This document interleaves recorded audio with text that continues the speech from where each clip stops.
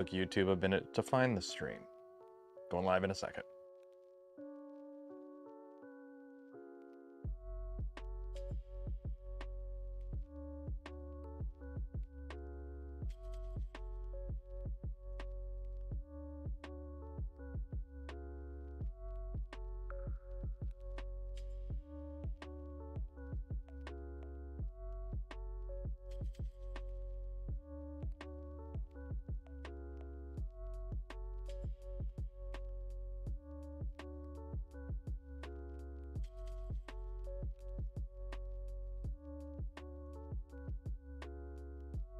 There we go.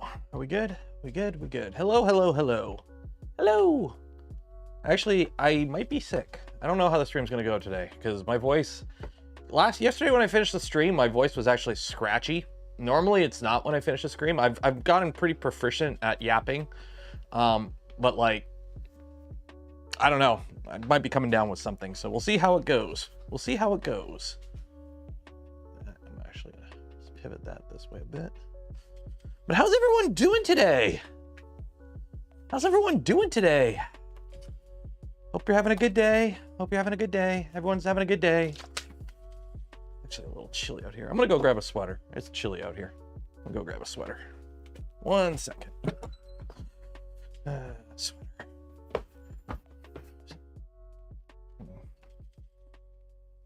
Grab a sweater. There we go. Whew. There we go. There we go. Okay, doing well? Doing well!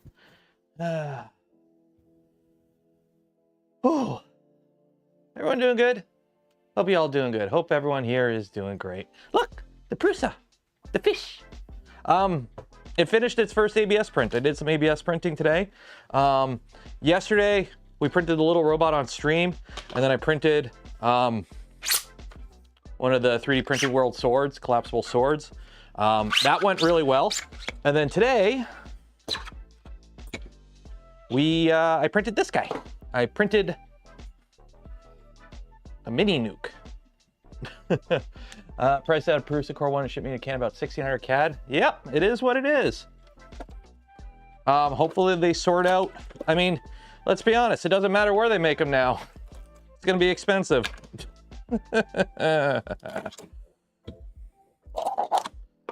Box drill. I know the box drill kit's behind me. It came in yesterday. Ooh, let's see how this came out. So this was an ABS print. For those wondering, according to the internal chamber temperature thermistor, this gets up to 53°C when printing ABS. Although as the bed drops, it does drop a little bit.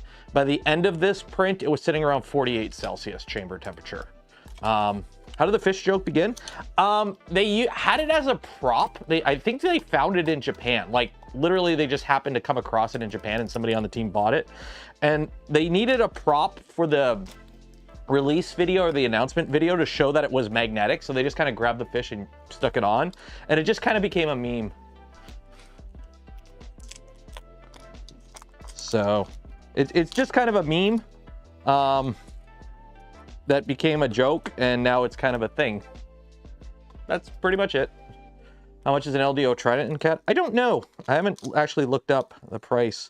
And honestly, prices, who freaking knows anymore? Everything's gone to shit. I'm not going to comment on prices about anything at all anymore. There's no flipping point, because who knows what prices will be in a week. What sheet? I printed on the same sheet we used yesterday, the textured PI. Is it the satin or it's the textured? So it's the textured PI sheet. I'm probably gonna swap it to a satin one in a bit, but for now we have the textured. So it prints ABS pretty nice.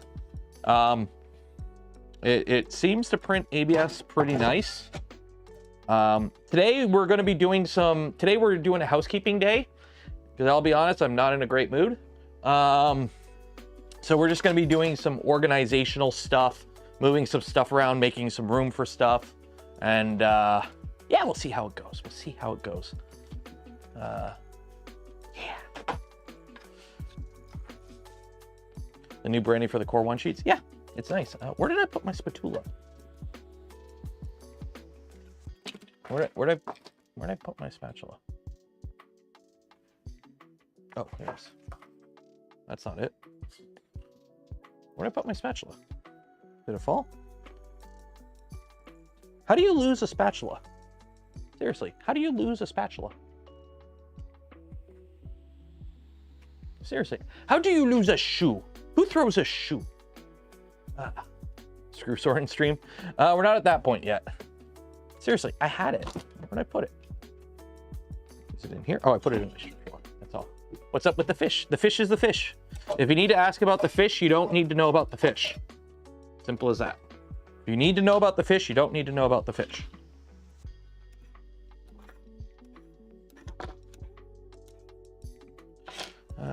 Doing some impromptu screw sorting. How is visibility with the LEDs?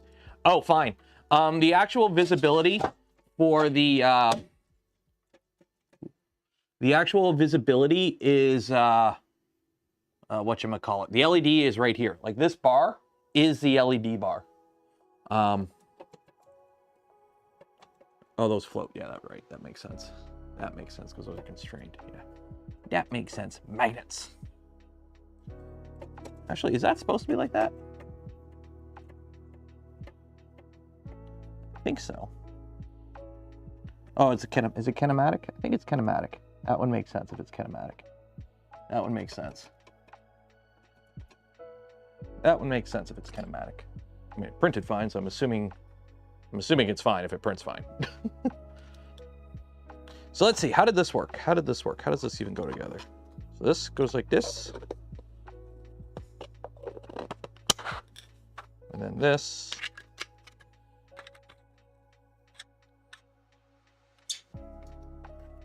Goes like this.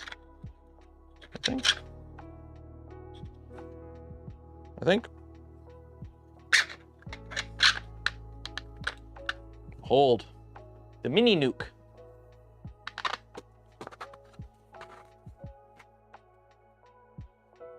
Ooh. It prints a mini nuke.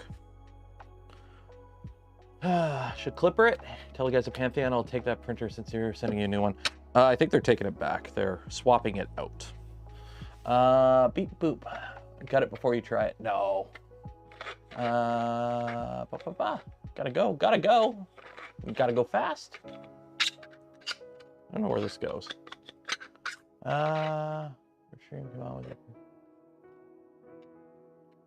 Okay, so put this up here. So yeah, so it prints ABS fine. It gets plenty hot for ABS. I'm gonna start printing, if all goes well tonight, we're gonna start printing parts for the whatchamacallit. The whatchamacallit. Home, filament, unload filament. Let's unload that. Let's see here. So yeah, so yesterday's stream was fun. We got the PRUSA out, we got it unboxed, we got it all set up. If you are interested in buying a PRUSA, I do have a link in the video description. It is an affiliate link, so it does help support the channel. If you do buy it through there, if you choose to buy it, using the affiliate link helps. It's nice. While you're down there though, don't forget every stream we do give away a spool of polymaker filament. So if you want to win that spool of polymaker filament, link in the video description, enter for your chance. Do this now. But today's stream, the plan, we got a couple things. One, we're gonna do some organizing on the shelf. I want to get this up on the shelf. So we got to get the Bambu down, get rid of the AMS. I got a PRUSA I got to move. I got to move a Trident that's ripped apart, so we got to move that. So the plan is we're going to do some organizing today, move some stuff around. We'll get this up on the wall, start printing with it some more, and I might work on some power armor stuff. We'll see how it goes. We'll see how it goes. How is it compared to the Bambu experience with the P1S and the X1? It doesn't insult my intelligence, so I like it. I'll be honest, I haven't used my Bambu like barely this year at all. I don't like the workflow with Bambus. I don't like how you have to do things the way Bambu wants you to do it with a lot of the workflow with the machine. I don't like. It annoys me because the problem is I knew 3D printers before I got into Bambu. And I think the more you know about other 3D printers and the more other 3D printers you use other than Bambu's, the more you don't like the way Bambu does things, I think. I don't like their walled garden. I really hate their response to community feedback, and it's getting off the shelf, and you're never gonna see a Bambu on this channel again. So, yeah. Oh, I forgot to ping Discord. Yeah, I didn't put any notifications out. I'm not in a good mood today, I'll be honest. We'll see. Hey, everyone. I'm live and forgot to tell you. So come join the fun. And let's do some tweets and some zeets.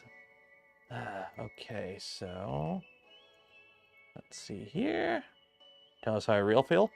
Do you want me to start ranting about the Christo-fascist oligarchy government in the United States right now or not? Hey everyone, I be live, working in the shop, moving printers around and printing things. Woo! Come join the fun. There we go. And post that. Yay! Fun times. Well, we'll save the ramp for after dark. We'll save the fact that, you know, my fun little country that I love is being betrayed by its biggest trading partner. Yeah, it's a great time. I have a bunch of direct family, like direct family that probably won't have a job in a week because of this bullshit. Yeah, it's great. It's fucking awesome. Awesome.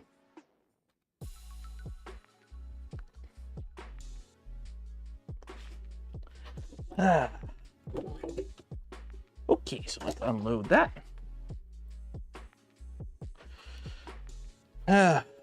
Anyone who says 51st states gets an auto ban, this is your one warning. So going forward, if anyone posts 51st state, you're banned from chat, straight up. Not playing around with it. Not playing around with it. And it not like a 30-minute ban, no, like straight up hide user from channel ban. Like, goodbye. You want to joke about the sovereignty of my nation? You can take that fucking Nazi Lieblingsprom or whatever the hell it is talk and get the fuck out of here. Simple as that. Easy peasy.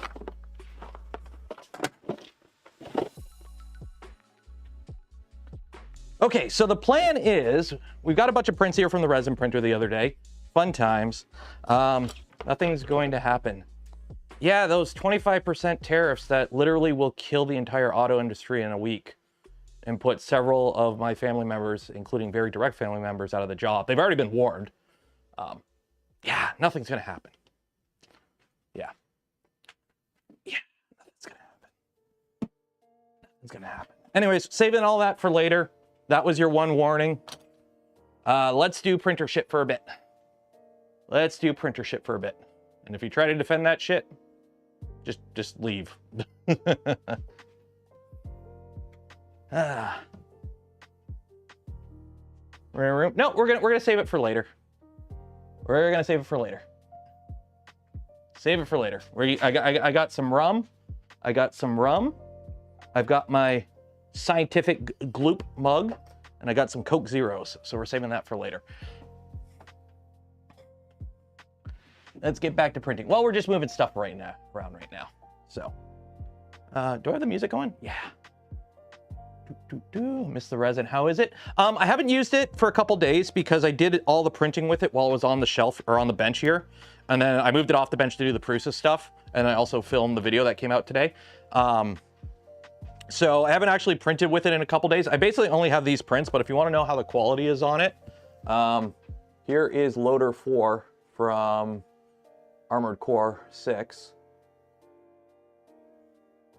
So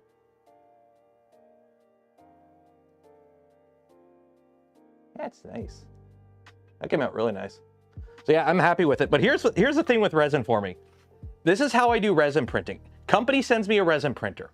I do a bunch of resin printing with it.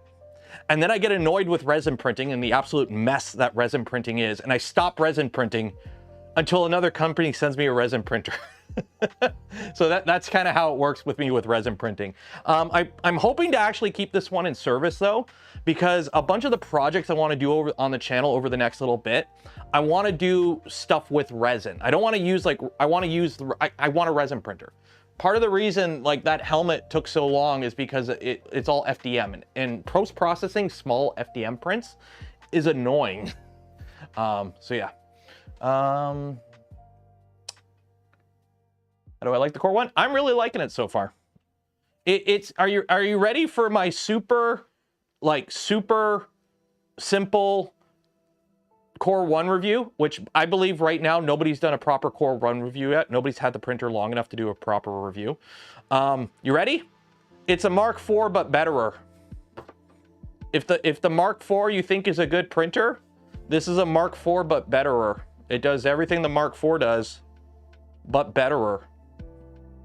There you go. Buy it now, link in the description. So we got to move some stuff. What do we got to move? What are we gonna move? Let's move this over here. Let's do this so you guys can actually see me work. Woo! Okay. So on the top shelf here, I got multiple printers. We got a PRUSA 3.5, Toasty Boy, which Toasty Boy is probably going to go downstairs. PRUSA Mark IV in an enclosure, and a Bambu X1, which is probably going to go downstairs. And then on the bottom shelf, we have a Trident that's ripped apart because it was a Physec Trident and it kept failing, so I stole parts of it. That's probably going to go downstairs. Then we have Tall Boy and a V2. Those are going to stay. So we got a bunch of printers to move, and I want this guy to probably go on the top shelf. And I believe I have room. Or actually, do I want to put the PRUSA on the top shelf? How much room do I have here? How much room? Currently working on your F1 project. Dude, I have been going down the LLM rabbit hole the past couple days. The problem is documentation for this stuff is not super common.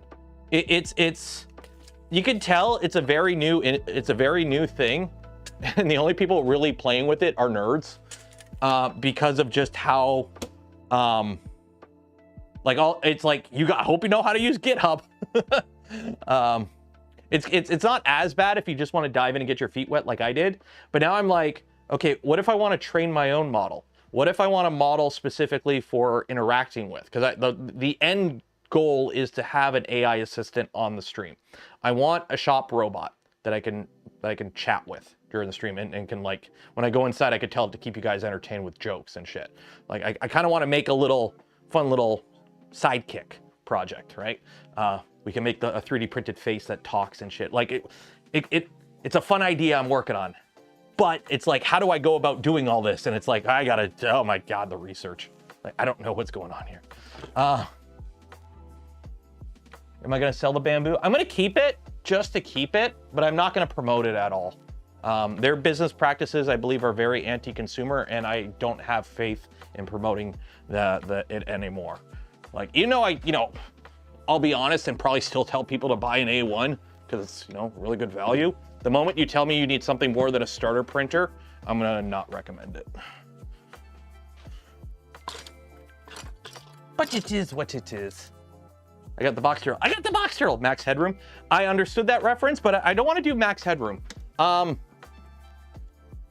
goal is just to have somebody I can talk to. Like, rubber ducky coating? You know the process of rubber ducky coating, where you have a little rubber ducky. So as you're coating, you explain stuff to the rubber ducky, and speaking it out helps for a lot of people, their brain function and like think through problems. You talk to a rubber ducky. So it would be kind of cool to just have a rubber ducky AI, essentially. Something that can like throw off the odd joke. Not go full neurosama or whatever, not make it a really creepy thing, but just kind of have a little fun project to work on. So, ask the AI how to AI. You know what's funny? DeepSeek is good enough that if you ask it to make Flappy Birds, it makes Flappy Birds. Like, you just tell it to make Flappy Birds, and it makes Flappy Birds, like the actual game. You tell it, make a clone of the game Flappy Birds called Flappy Bird. And these are the parameters, and program without using outside assets entirely in Python. And it spits out the code, and then you load the code in Python, and it's Flappy Birds. It's freaky how good it is at programming. And considering I don't know anything about programming, I'm like, oh, this might be nice to have. But that's the full model. I cannot run the full model. I do not have hardware to run the full model. So, okay, this is gonna get annoying because I'm gonna have to put a bunch of printers on the ground while I do this, but we'll see how it goes. Let's move you over here, move you over here. I still have the box from the PRUSA I gotta put somewhere. I might put the resin printer on the shelf. I might keep the resin printer out here. How is the box, Cheryl? It's in the box.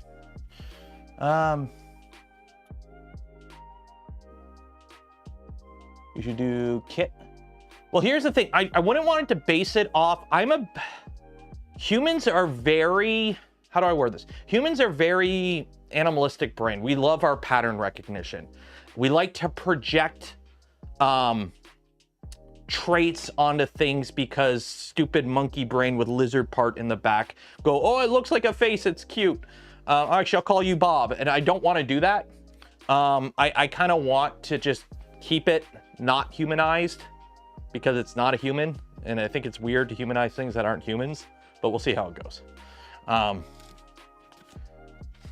Okay, oh wow. Okay, this guy hasn't moved in a while. So the plan is to put the PRUSA on this shelf. So we're gonna need the power cable.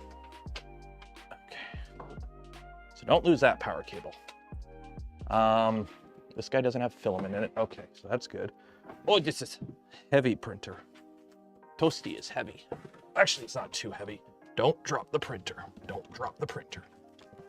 Okay, put the printer on the ground, but don't drop it. There we go. There we go. There we go, Toasty. Toasty boy on the ground. Okay. So unplug the PRUSA. Is it on or is it off?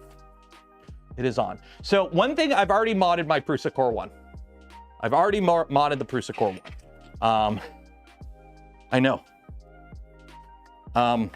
What I've done, not really modded it, because this will probably be printing mostly ABS and ASA in my garage. I'll do PLA, and I did find, fun fact, when you print PLA on this with the door closed, as long as you have the vent up top open, the chamber temperature stays the same. So when we were doing the printing, PLA, I put a little temperature sensor on the back here, and it read like 25 degrees Celsius. After the stream, when I printed this guy, I printed it with the door closed and the vent open, and I got the same temperature. It was still 25 degrees Celsius. So if you want a printer that you can print enclosed, you can print PLA enclosed and not have to worry about it overheating, this works just fine. That's the same temperature with the door closed as the door open. It works great. So if you're looking for an enclosed printer for ABS printing, there you go. So if you have cats or kids, or you just don't want people getting their fingers in your printer, there you go.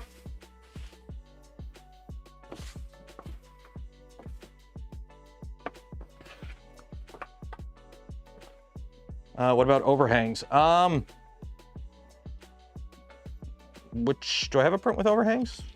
I mean, this is overhangs in ABS. Those are 45 degree overhangs in ABS. Overhangs are fine. Like, I haven't printed anything with like crazy overhangs yet. I think this guy had overhangs. They're fine.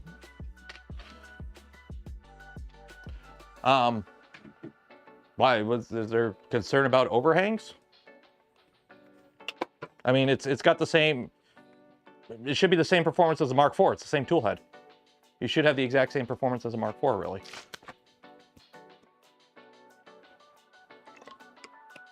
The fans only run at 40%. There's a lot of headroom. Oh, okay, then bump the fans up. I mean, if the fans are running at 40%, you could just bump them up and go faster. Did I print any PLA with the door? Yeah, this.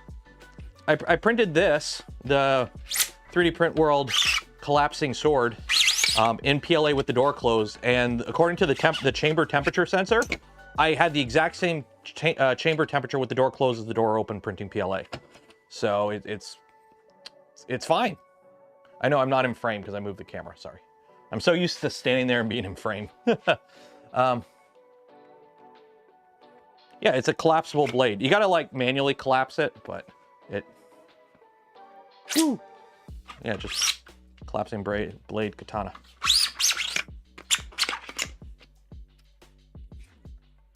It's not locked. Is that just the default question? Oh, I made overhang comments in the video. Maybe. I purposely haven't seen any other videos on this.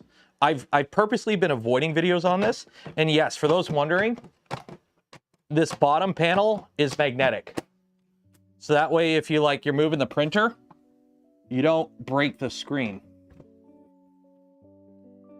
That's a smart move. I like to see it. I gotta move it back down after so you can open the door. And a kit showing up in March. I'm hoping they send me a kit too, because I really want to build a kit. I think it'll be fun. So this weighs a bit more than some other of my printers, so it's got a bit of weight to it. I'm trying to pick it up in a way and not break anything. So I did mod it. I did do a mod on it. Nothing fancy. But since I'm planning to print mostly ABS and ASA on this and not a lot of PLA, and probably some PETG too, I put a piece of paper towel over the exhaust in the back. Why? Trick I learned from Pantheon. They have exhaust fans in the back of their machine to blow air out of the chamber, but by putting something in front of it, they just used a filter. I used a piece of paper towel. The fans can still push air through it, but it adds static pressure. So if you're printing something that you need it enclosed, it basically prevents a lot of the heat from just escaping as easily. So with the fan, it'll still exhaust, but like what I actually probably should do is I should just, frick. I know what we're doing on stream on Tuesday. We are gonna CAD up a magnetic filter box. We're just gonna make a little magnetic filter box that we can just pour some charcoal into and just on the back with magnets. There are handles on the core one? Yeah, there are handles right here. The problem is the handle's there and trying to put it up on the shelf would be kind of annoying. Okay, so let's get this plugged in. So plug you in.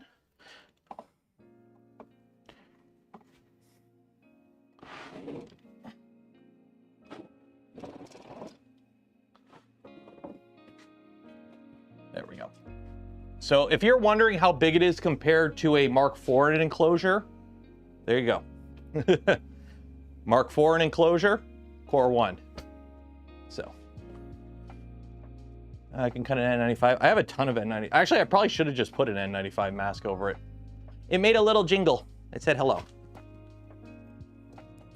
1 second. I screwed down the panel and it's a little off. There we go. Level. LGTstore.com. Okay, so we got that. Looks so good. Okay, we got to load some filament. So we got this. This is the Big Tree Tech automated filament changer, or the box turtle. So we need to print the parts for this, and I need to figure out what color we need to print them in. We need to print it in something. I can't remember what color extrusions I asked for, so we're gonna look. I asked for and got, where are the extrusions? Blue. Oh, it comes with a little turtle. Yeah, it's LDO motors. It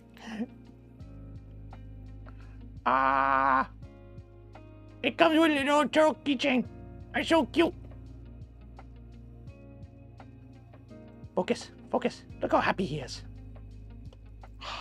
Okay, so it's a blue frame, it looks like. There's only 4 extrusions in it, really? There's gotta be more than 4. Oh yeah, there's more than 4. I got a bunch here. Okay, so we got blue extrusions. So if we got blue extrusions, what color should we print the parts? Because there's a primary and an accent, it looks like. So these are blue, okay?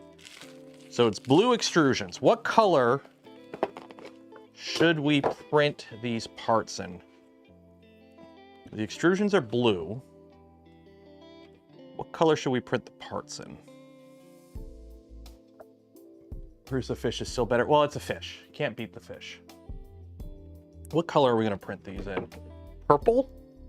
Purple Maine? Blue and purple Maine? With what accent? Red? Puke green. Red and white. Blue, red, and white? No. No. We're not going to be doing any red, white, and blue for the next little bit. Black primary and fusion orange. That could work. Gray and black.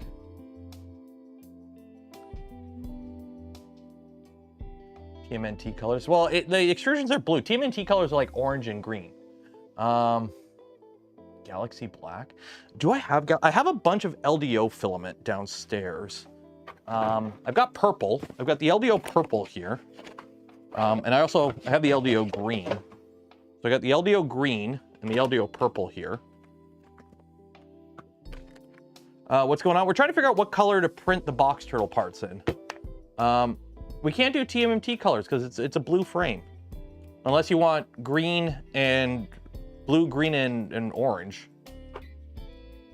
Blue, green, and orange. I was thinking purple. Purple, blue, and orange, I think. Purple, blue, and orange. Like blue extrusions, purple main, orange accents. Does that...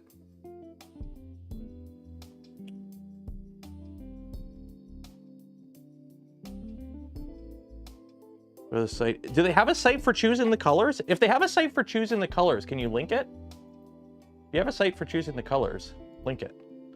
I didn't know they had a site for choosing the colors. Link it in the Discord. Sorry, link it in the Discord.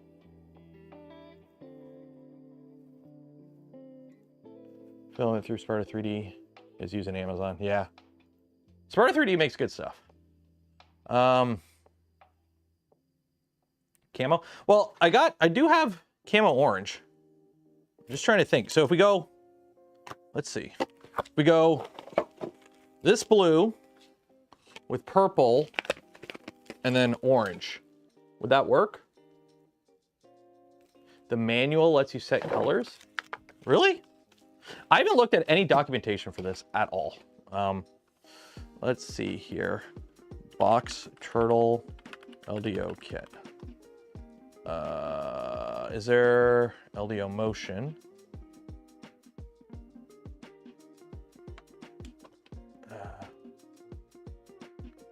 We got the box turtle kit.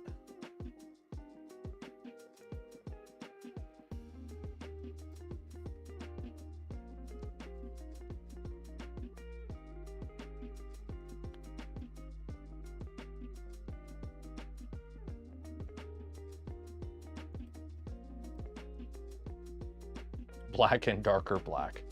Wait a minute. Oh, we do. Oh, we do. Okay.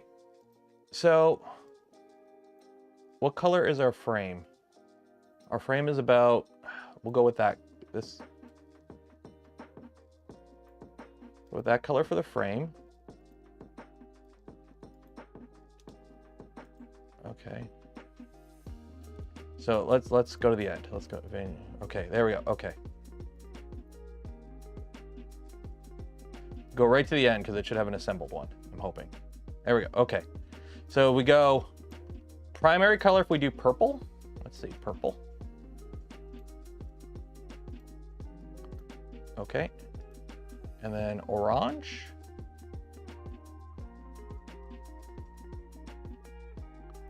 How's that look? I kind of like that. I kind of like that. Any other suggestions for colors from people? So we got a blue frame. So we need a, if you got a suggestion for a primary and an accent, but this is what I'm thinking. Blue, purple, and orange. I think we're gonna go with that. I think we're gonna go with that. I'm liking that. Swap the orange and the purple. Okay, let's see here. That's purple. And this will be orange.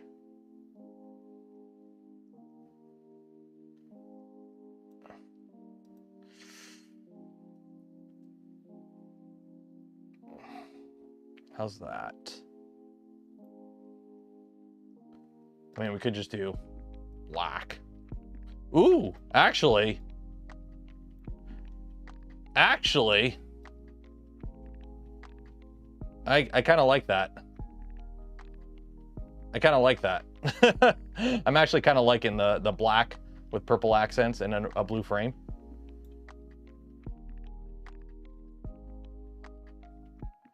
The other way was better, really? Change the orange to green. Well, we don't have... What if we do green? Do green.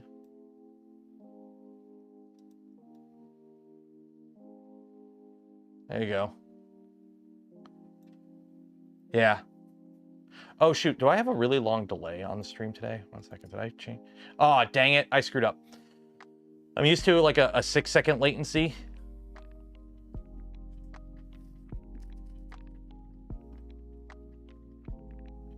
Yellow and black. Yellow. Ew. I'm liking the green. I'm liking the green. Black. Yeah. Well, let's get it printing. Let's load some black filament. Get it printing, and we'll go from there. So I think I have some Galaxy Black downstairs. PRUSA sent me an absolute boatload of filament, along with the, like, PRUSA sent me filament. You want to know how much filament PRUSA sent me? Here, I'm going to put this on top of the stack of filament. It's right here. But I don't think they sent me black. So do I have any black ABS? I mean, I could print it in PETG. What do I got? Ocean blue? I mean, this shouldn't matter if I print it in PETG, right? Because I might print the accent parts in PETG because I got some nice colors. Wait, green to red. Print the calibration. We're gonna print it on a PRUSA Core 1. It should be calibrated. But yeah, I will print the calibration print. Let me go downstairs and get some Galaxy Black, because I think I have some Galaxy Black downstairs. So I'll be back. While I'm doing this, Bob, you're in charge. Don't burn the building down. Okay, let's see. What do we got? What do we got? I think I didn't mute my mic. Okay, let's see. What do we got here? What do we got here? Where is... I should have some Galaxy Black. No, you're not Galaxy Black. You're... What are you? What are you? ABS Dark Metal. Dark Teal. Ooh. That's just black. Oh, I don't have Galaxy Black. I don't think I have Galaxy Black, and that's just red. Okay, yeah. Ooh, PRUSA maybe? What's this? What's this? What's this? What's this? What's this? What are you? What are you? What are you? Oh, you're PLA. Okay, so LDO Black it is. LDO Black it is. Okay, we'll go with that. LDO Black it is.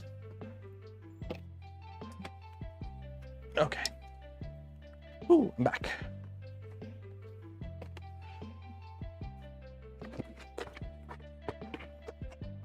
Isn't it good for the extreme motors? Yeah. Well, it's going to be all PL or ABS or ASA. What is this? ABS Filament Black LDO motors.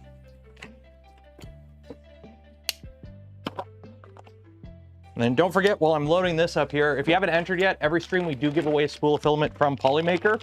Link in the video description. Enter for your chance to win. While you're down there, don't forget, if you want to help support the channel, the content I create, and the things I do, consider becoming a channel member, Patreon supporter, or if you're really cool, gifting memberships to others. Best way to support the channel. Do you guys enjoy the video today? I had some really good feedback on the video today, and I'm actually kind of happy.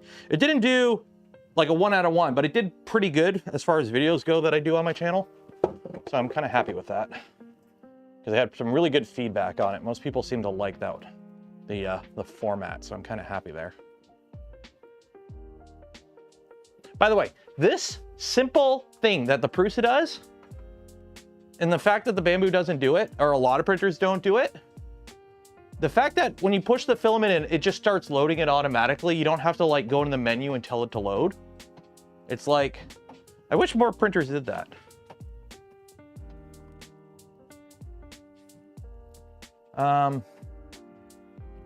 Coming Thursday, nice.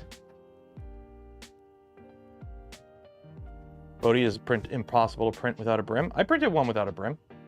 You just need to have a good layer adhesion or bed adhesion. A little something down on the bed, it helps. You're sleeping when it hit. I put it out at 11 a.m. What are you doing sleeping that late? Just like that, just so I'm not always in frame. It could tell I moved it because it's taking its moment filming everything. Okay, so I got to download all the files for this. Where are all the files? I'm assuming the extras, so it includes some parts, but I don't think there's any specific parts. So I can just download the whole file. What's it? You work nights? Okay, fair enough. Fair enough. Fair enough. 11 a.m. is the middle of the night. Hey, I used to work steady afternoons. So I used to work my shift back when I worked in the trade, and the reason why the Saturday night stream is the original stream. Oh, precise refinement failed. Consider adjusting belt tension. Oh, wow. These are loose. How do you adjust belt tension on a Core 1? I am assuming it's these two screws. Let me adjust my belt tension, because it is telling me to adjust my belt tension.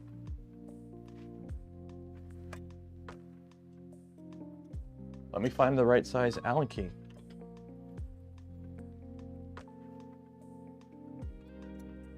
Okay. 1, 2.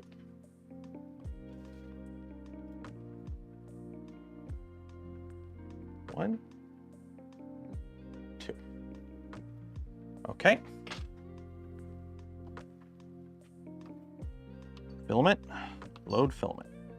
It is ASA.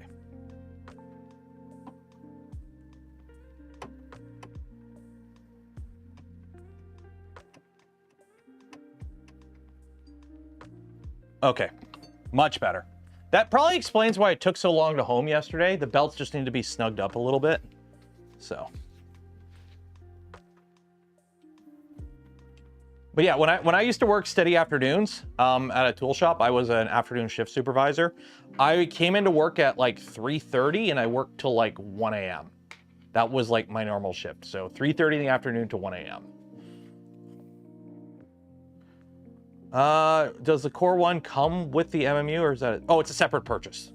Yeah, the MMU is a separate thing. But the thing is, I'll be honest, I prefer the MMU 3 style of a single nozzle multi-filament setup to the AMS style. And not just the AMS, I mean like that, this entire style of AMS. Like I know Creality has a CFS, and even Big Tree Tech has the VVD. Personally, for my workflow, the PRUSA style of having the MMU just be its own thing on its own, I like it better. 2 reasons. 1, more colors. It does 5 colors versus 4. Yes, I know you can daisy chain them, but I don't need to daisy chain them. I just need 5 colors. It'd be surprising how often 5 colors is more beneficial than 4. But the biggest thing is it doesn't care about spool type. Half the reason I don't use my AMS system is simply the fact that like I've got filaments on 3 kilogram spools, I got filaments on 4 kilogram spools, I got filaments on 2 kilogram spools. I got a lot of 2 kilogram spools now. Paper spools, cardboard spools, you got to put those stupid rings on it. The system is annoying. I'd rather just, okay, yeah, it's a little bit more finicky to load the filament through the buffer. I get that. But usability, it's more functional. It's more functional. So I prefer that style more, personally.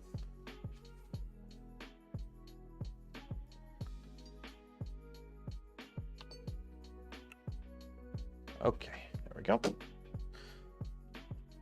So this is downloaded. Let's unzip this. Extract all. AMS or XL. The XL is the best. I don't care what anyone else says. Fight me. The XL is the absolute best way of doing a multi-material. Or not just the XL, but a tool changer. A tool changer is the absolute best way of doing multi-material. There is no ifs, ands, or buts about it. Fight me on that. Having a tool changer is the best way to do it. It is. There are, functionally it is the best way to do it. Fight me. However, it is not the cheapest way nor the simplest way to do it. But it is functionally the best way. Okay, optional parts, base build, 4 on hard mounts. So, is there test prints? You said somebody said there was test prints. Is there a test print? Tools? Somebody said there was a test print.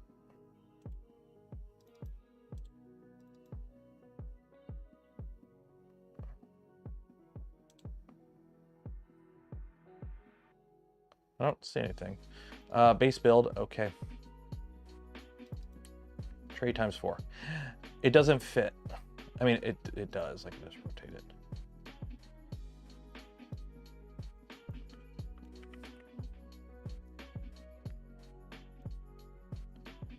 It's on printables.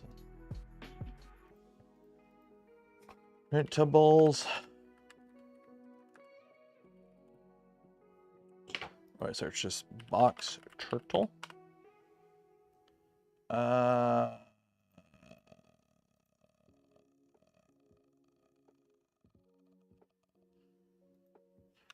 Test.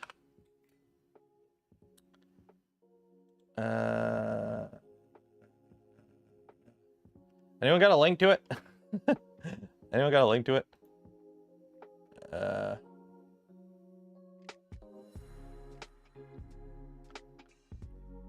Is it possible? Here's the thing. Adding a box turtle technically should be capable on any printer running Clipper, as long as you have a filament cutter, pretty much. And even if you don't have a filament cutter, you can kind of get around it by one draw.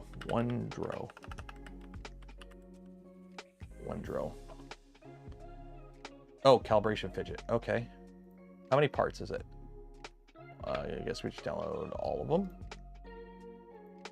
I am doing them all in one color. I am not going to do accent colors. It's a test print. Okay, there's a calibration print to test your slicer settings when building the box turtle. The box turtle is currently closed beta, blah, blah, blah.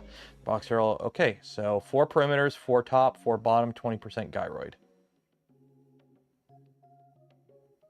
Okay.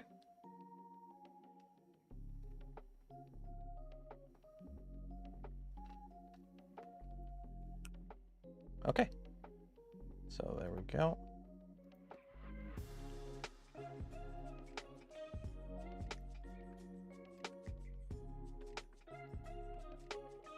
Wait.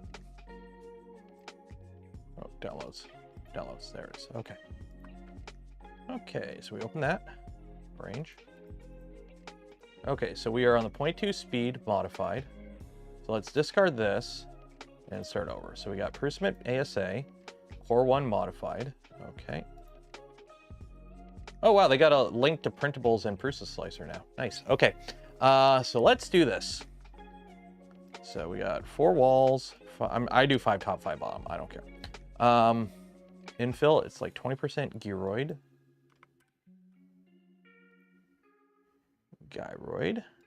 Okay. Multiple extruders. Let me just do advanced. So default. First layer, I'm okay with that. Perimeters, external, 4, infill, 7. That's what I like to do. Solid infill, top. I always under extrude the top, but PRUSAs are pretty good, so I don't usually bother too much.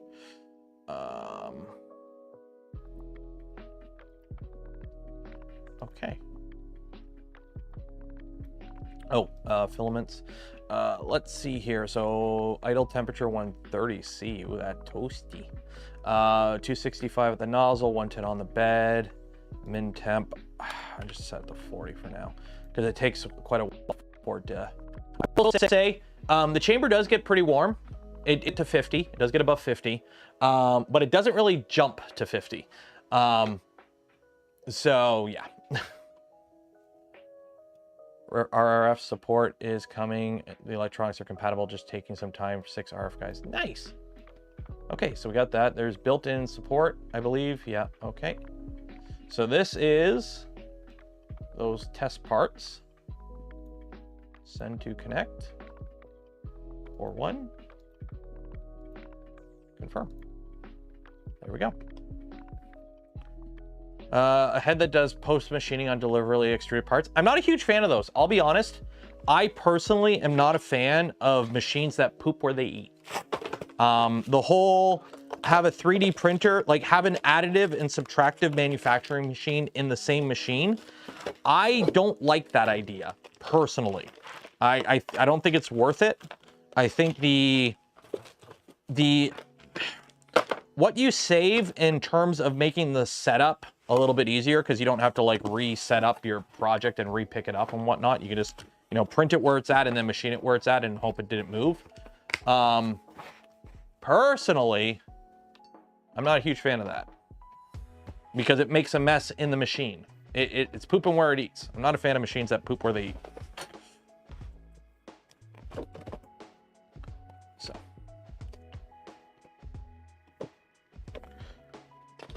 See if I can get this back in the box.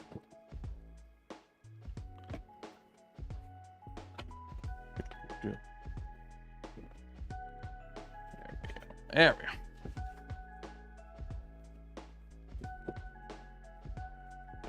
I was picturing the poor guy in the factory in Shenzhen having to do this with every single turtle box.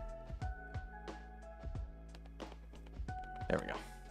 What about an automatic heat set insert? That makes a bit more sense, but that only works if every part that you're printing is designed to have heat set inserts coming from the top. So in like, if you were running a factory where you knew you were going to be making 3D printing stuff where all the inserts are from the top, great. But you can't do it with like Voron parts because a lot of them, they're in the sides or in the bottom or whatever. It would only work coming down from the top. Your date threw up on me.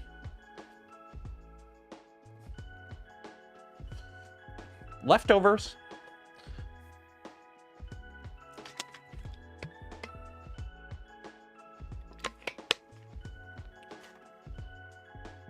People. What is going on? What is going on here? 1 second. 1 second here. I wish I had, well, I mean, let's be honest. Everyone wishes they had a Haas mini mill. I wish I had a Haas mini mill. I wish I had a proper CNC. I know I have a CNC. I've got a Milo. I just haven't been using it because I got to get it set up because that side of the garage is cold. So yeah, we got that. We got that. Let's see here.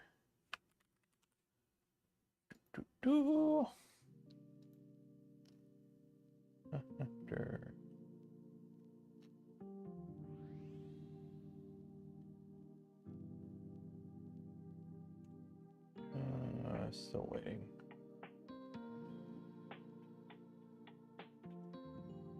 Still waiting. Okay. It's going to have more PRUSAs than Vorons. I mean, to be fair, in terms of PRUSAs that I regularly use, I have 1, 2, 3, 4. The Mark IV-S and the Mark IV I have downstairs, I don't use them a lot because I don't do a lot of multicolor. I did a bunch of hue forging for a bit, and then I kind of like got burnt out on doing hue forges because I'm doing them for myself. That's the thing. That's the problem I kind of have. All the 3D printing I do is for myself and like immediate family and friends and whatnot. So I'm not running a print farm. I'm not running an Etsy store. So pretty much all the printing I do is for myself. And projects for the channel and whatnot. So I go through periods where like I'll print an absolute ton of things and then I don't print anything for like a week. And then I go back and print a ton of things. It's just kind of, I go from printing a lot to not printing a lot to printing a lot back and forth. Is the Bambu on the shelf? We're making room so we can take it off the shelf. I'm just moving stuff around right now. So this belongs to Toasty Boy. These are the doors for Toasty Boy. I gotta fix those. This is a bunch of buckles. Look at all these buckles.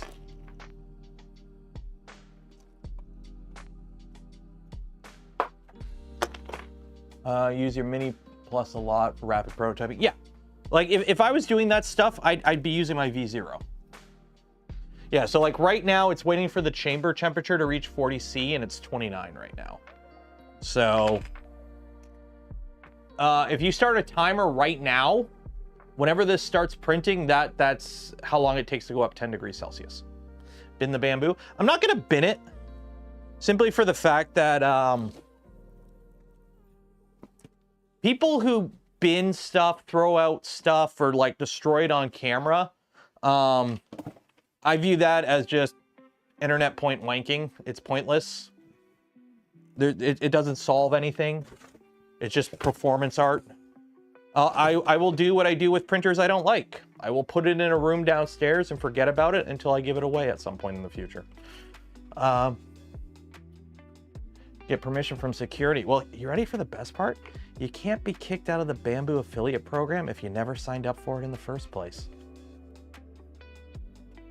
So I got that going for me, which is nice. I'll add more to the pile. This pile of filament it's just at its screen, but put it this way, my hand is sitting on it. How am I liking the core one? I'm really liking it. It's a PRUSA, so it just works. It works with the workflow I already have with how I run 3D printers. And it's quiet, and it does the best thing a 3D printer can do. Shut up and do what it's told. And do it the way I want it to do it. So, yeah, I'm happy with it. I'm happy with it. Now, granted, I've had it for 24 hours. I've had it out of the box and printing for 24 hours, so I haven't done a ton with it. But so far, so good. Do a clipper conversion on the X1 Carbon. It would be annoying too, because you'd have to take like the whole thing apart. That's the annoying thing with Bambus. You can't just work on it. It's its own thing, and it doesn't work with anything else. It's annoying. You're all gonna go in here.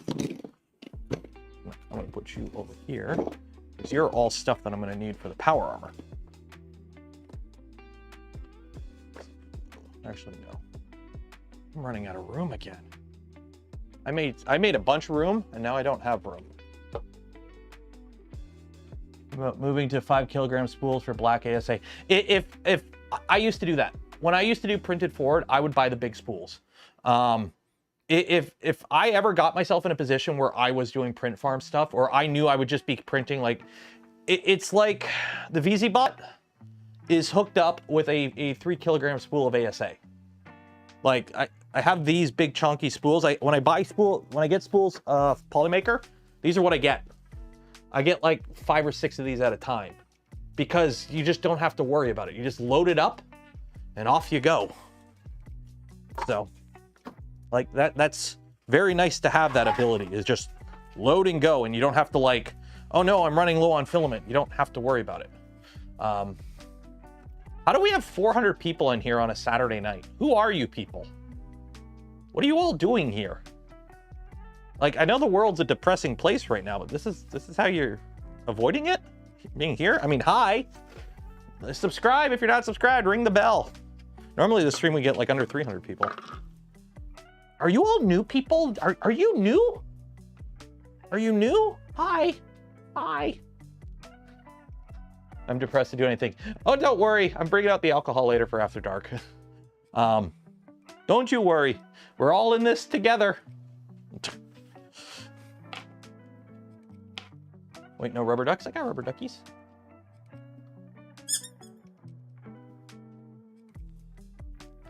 -25 in Edmonton. Oof. It's not too bad here right now. It's actually warmed up a bit. It's not too bad here right now. Okay, I'm gonna have to start moving printers downstairs. Oh yeah, the Bambu. Let's get rid of the Bambu. Okay, so I gotta get back here and unplug it. Oh my God, there's so much poop. And now I gotta unhook the AMS system, which is annoying because the stupid connectors are inside the stupid box. You know what? Like you literally can't undo the PTFE tubing without like a tool because it's a shit design.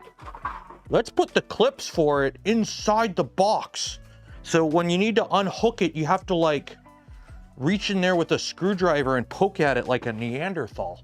I'm trying to find my step stool, sorry. Where did I put my steps? Oh, it's over here.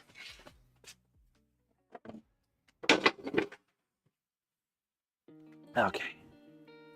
Let's see, what do we got? Okay.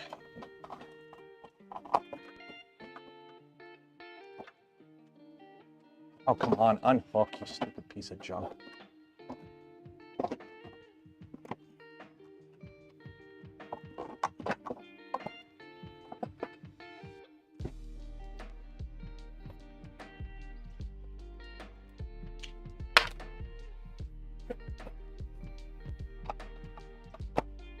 There we go.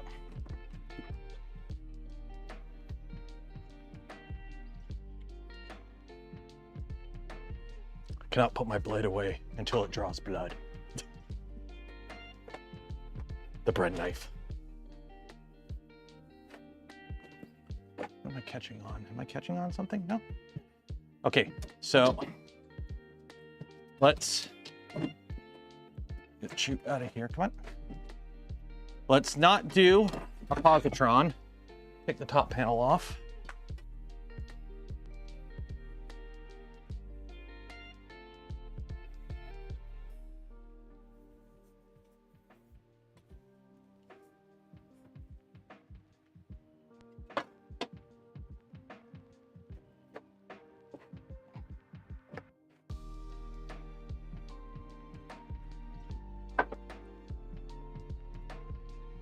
There we go.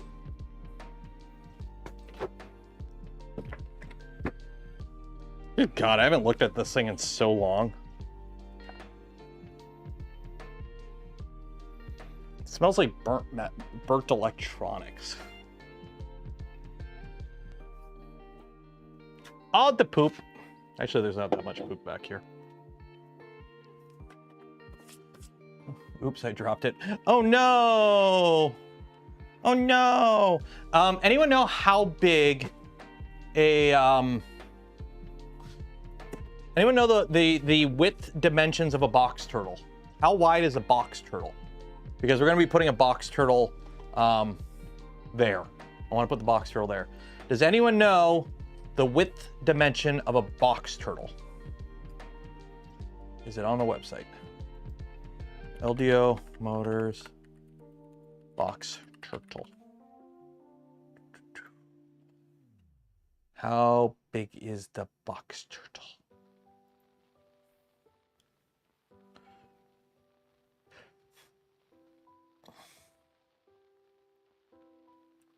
Oh, here we go. Would you like to? No. A little less than a 300 V2. Okay, so this is a 300 V2 below it. So let's see here. 250. It fits on top of a 250. Okay, so if it fits on a 250, it's 250 watt. Or how big is a 250? Shit, how big is a 250? I'm assuming a 250 is big as a 1.5 250. So that is 17 inches. So we have here 16 inches. Not quite enough, but we should have room. I can move it around later. I'll just leave this space for now. And I could, if I gotta shift the PRUSAs, I'll shift the PRUSAs. Okay. Goodbye, Bambu. I'm gonna go bring this downstairs.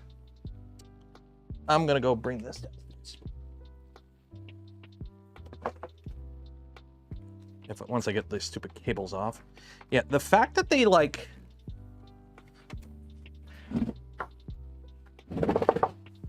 this is the kind of shit that annoys me with companies like this. So you want to disconnect this. Well, there's like a little detent thingy you got to push to disconnect it.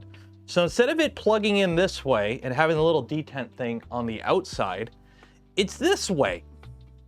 And the detent thingy's on the inside. So if you want to unhook the cable, you gotta like get like a screwdriver or something and get underneath and push out while you like.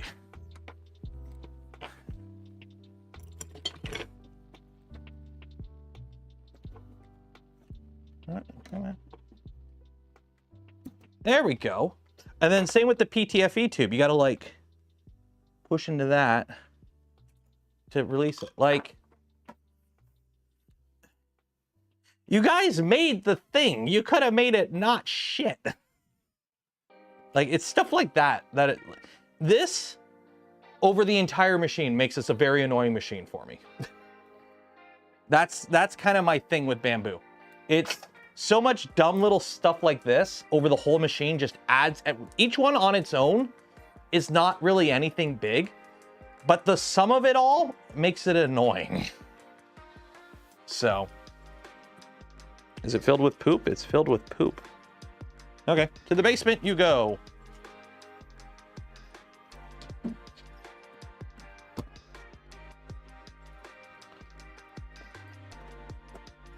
I'll probably give it to a friend or something, I'll be honest.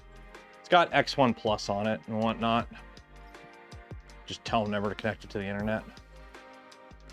Use it with Orca Slicer.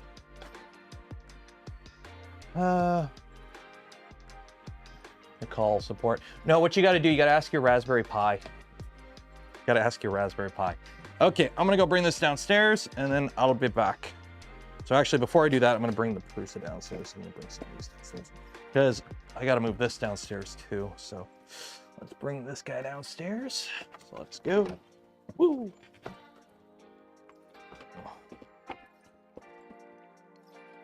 Go. You can go in this room, so I will use you as prop. And then back upstairs. I should probably turn the lights on. Walking around in the dark is not good. Hey, puppy. Okay. And then let's bring Toasty Boy downstairs. So let's put you in there. Okay, come on, Toasty Boy. Bring you downstairs.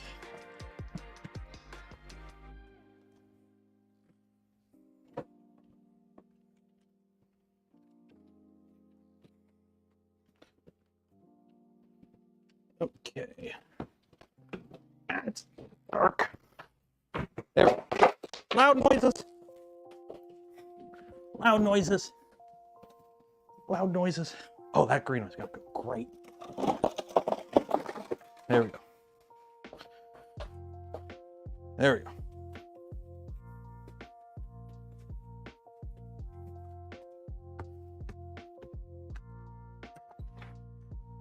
Go. This green is going to go great. How's the PRUSA going? Absorbing heat. Okay, so that's going to start printing soon. You know what the problem with Toasty Boy is? There was actually no problems with Toasty Boy. It's just I don't print Ultim. And pretty much the stuff that I was using Toasty Boy for before, the Pantheon does. That's pretty much what happened to Toasty Boy, was basically I don't print Ultim. It can print PEC, which is funny. But basically everything that I was using Toasty Boy for, the Pantheon does. So, yeah. Okay, everyone say bye-bye, Bambu. Everyone say bye-bye, Bambu. You know, there's like a 20-second delay because I forgot to change to the low latency mode for the stream, but it is what it is. I melted its face off. I know I melted its face off, but I fixed it. Okay. There we go. Don't trip, don't trip, don't trip.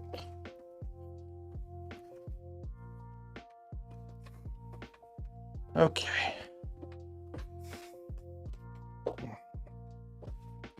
You can go there. Oh man, I gotta get rid of a lot of printers.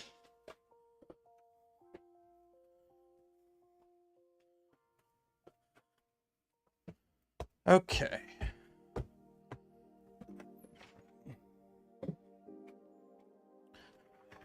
So that's that. So there we go there.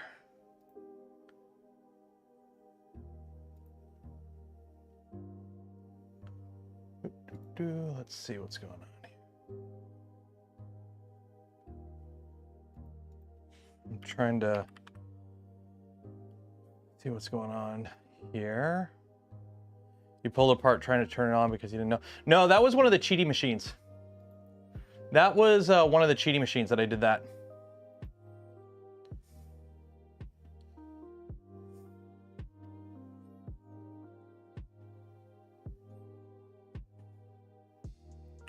Yeah, it was one of the cheaty machines that had a separate power button. Because literally up until I unboxed the cheaty, I can't remember which, it was one of the older cheaty machines. Every other printer that I had, you plug in the power cord and you turn it on and the printer turns on. That printer was the first time I had ever gotten a printer where it had a separate power button. So you turn the power on, but then there was a button on top you had to push to turn the printer on. And the thing was, it was like the next page of the manual had the instruction to do that. So I just went like, I turned it on, why isn't it turning on? So, those look so damn good. Like, not gonna lie, say what you will. That is a sexy looking printer. Say what you will, that is a good looking printer. Like, look at it, it's orange and black. That just looks good. Speaking of orange and black, we got this guy here. Which, are you missing panels? Yeah, you don't have your panels. Your panels are on top of you. You're a mess. Oh God. Oh God, you're a mess. That Physek Trident is a mess. It's like all ripped apart. Oh God. And you're falling everywhere. Wubby ducky there. Yeah, the Physek Trident definitely needs some love. It's going downstairs too. Okay. Come with me and you'll be in a world of me dropping hot ends. Oh yeah, the belt's broke on it too. That's great. Go. Okay. Move that. Don't trip. Don't trip. You are going to go right here for now. I will find a home for you later. Okay. There we go. I can live with that. I can live with that. Okay.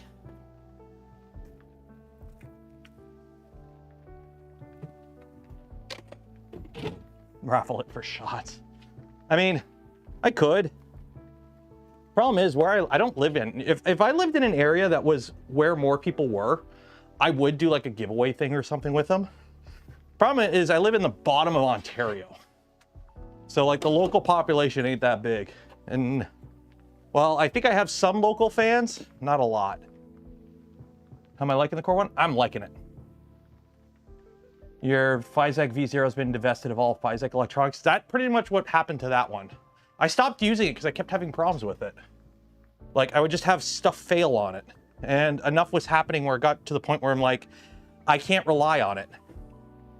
The extruder would give out, electronics would be funky, fans would die. Is the price for the box troll for real? I'm assuming so. I don't sell it, so if you find it on a website for a price, that's probably the price.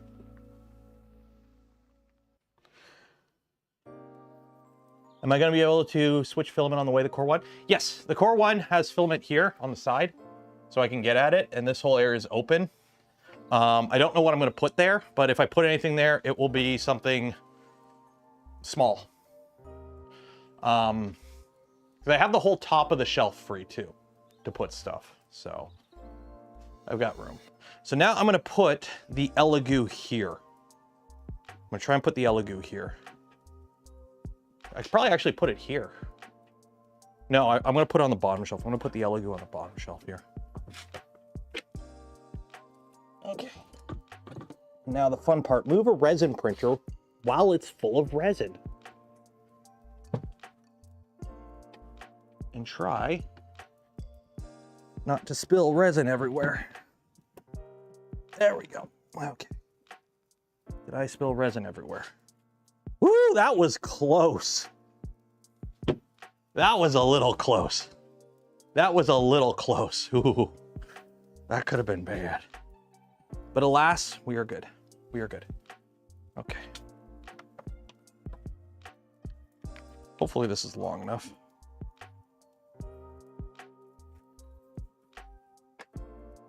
Okay. So I will plug you in later. Now I have a resin printer set up. Okay, good. So the current shelving now is much more usable. We've got the Elegoo Saturn, Tallboy, LDO V2, Mark IV, Core 1. The box turtle will go there, and then that area will just be an open storage area. So there we go. And then on this side, you stay there. You will stay there once you're fixed. Magneto will probably move out so I can fix it at some point, and the VZ-Bot's happy where the VZ-Bot is. Okay. So there we go. Got that done. Here is the tower of filament that PRUSA sent me. So in terms of PRUSA, I'm good on PRUSA for a while. We've got PLA and PETG and a bunch of CF nylon and a whole bunch of other stuff. So I'm just gonna load this shelf up here with PRUSA for now, just to put it out of the way. Dan, member for 19 months, just for my first test and evaluation printer. Do you have any advice from a newbie influencer? Be honest. Be honest. Because here's the thing, your audience can sniff out if you're not being honest, and they'll call you out for it. Now be aware, here's the thing.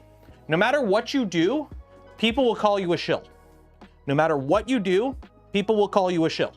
People will call you out, be like, ah, you're just saying this because of the company paid you, whatever. But at least you know, if you were honest to yourself, you can laugh at those comments, right? So as long as you're honest to yourself, you can laugh to those comments. So just be honest. Take your time. If it's a review, call it a review. If it's a first impression, call it a first impression. Don't misconstrue stuff. Just be honest. And don't lie, because people can tell. It is very easy to tell when somebody's lying on the internet, especially on a YouTube video. I am a shill. Oh, I'm the shilliest shill that ever shilled. You know how much of a shill I am? You should buy a PRUSA Core 1 right now with my affiliate link in the video description. That's how much of a shill I am. And when you do it, leave a comment saying, Joe, you should include the camera. Because the fact that it doesn't come included with a camera is something that annoys the heck out of me. Yes, I know it's an option, but it should really include a camera.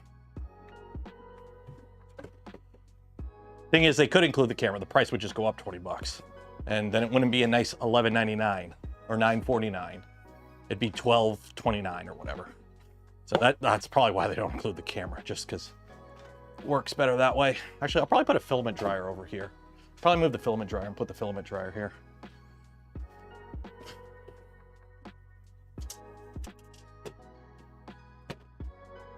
There we go. Agreed on the camera. Hey, it is what it is. It is what it is. Doobie-doobie-doo. I don't know why I did a Scooby-Doo impression there. Okay, so we're gonna need, where is it? Where did I put that green? Oh, it's over here. So I'm gonna need this green at some point. Print the rest of it. You are like the 18th person today to ask me if I'm joining the Core 1. Yes, I am. It's a nice printer. It prints printingly. It prints printingly. The PRUSA prints printingly. 300 degrees for the hot end? Yeah, that's normal. Fun fact, most hot ends can get well above 300. They limit them at 300 because of safety reasons, and also because these socks will fail above 300. So most consumer printers, they just hard limit them to 300.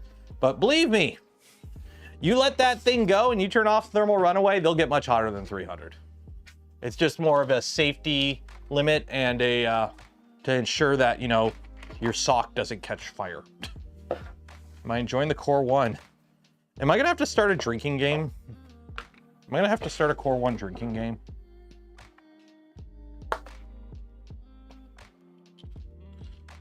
This little robot was fun. Little guy was playing with it earlier.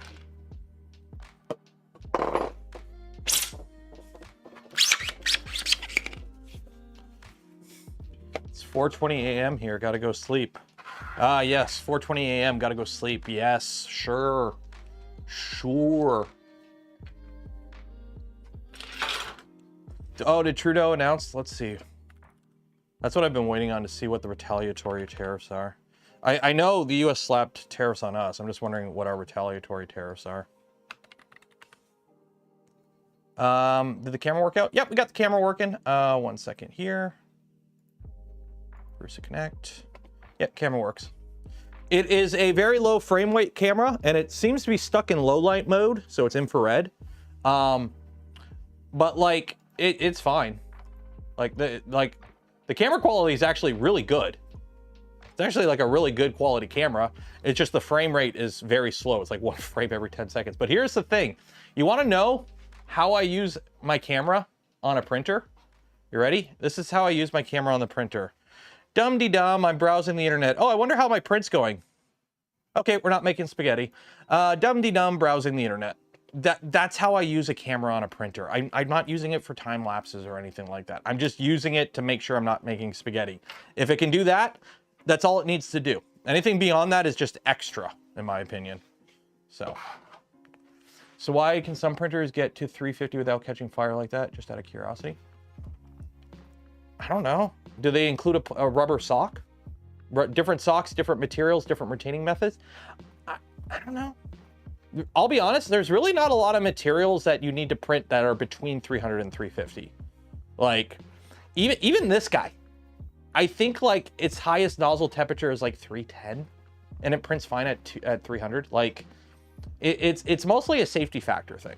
Because if you like, Toasty Boy has a E3D ultra high temp hot end. It will run to 500 degrees Celsius. It will go right to 500 easily. We've tested it. In the time it took to go from room temperature to 500 degrees Celsius back to room temperature, all we did, we drag race it. I installed it. I set it to go to 500. It went, oop, to 500. I went, cool, it's at 500. And then I turned it off and it went back to room temperature. In that time, it melted the ABS ducts. In that time, just going, whoop, whoop, was hot enough, it output enough radiant heat to melt the ABS ducts that were around it. And not like, oh, made them, no, it melted them. Hot things are hot. And beyond a certain point, it just gets a little ridiculous and a lot of safety factors come into play. And when you're selling a machine that's aimed at like everyone, including a lot of like educational and schools and business, and they're printing mostly PLA and PETG, you don't really need more than 300. And if you really need to, just modify the firmware, but YOLO. So, yeah. The printer's frame rate is PRUSA Connect limitation for bandwidth. Okay. I mean, I'm not super concerned. Like, it's enough for me to go, okay, printingly, we're good. Like, that's all I use it for, so. Captain melts better. Here's the thing. If you're printing those materials that need those ultra high temperatures, you're using dedicated hardware for that. You're not trying to bootstrap. That's the thing. Okay, so that's that. So I got that done. What was the other thing I wanted to do today? Because I moved the printers around. We made some room. Do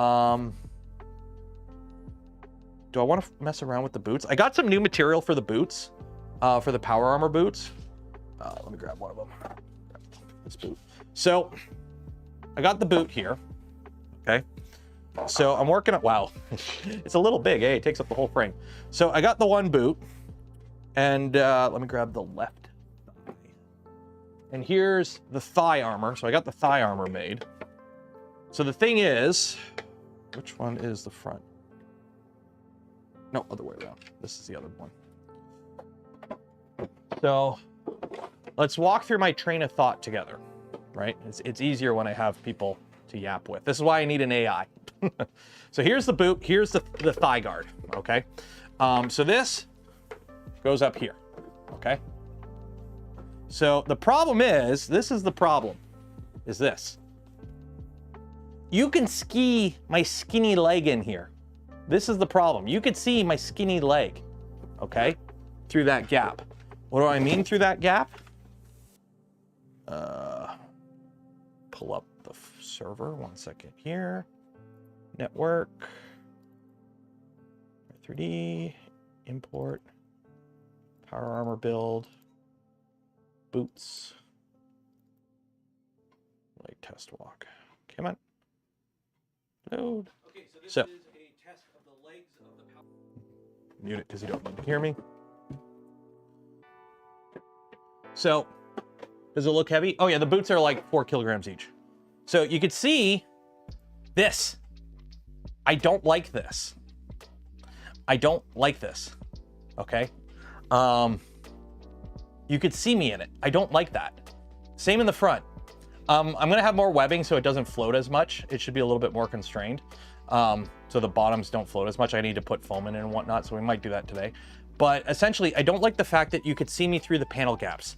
This is built better than a Tesla. We shouldn't be having panel gaps. So here's what I'm thinking. If you look, T45 power armor.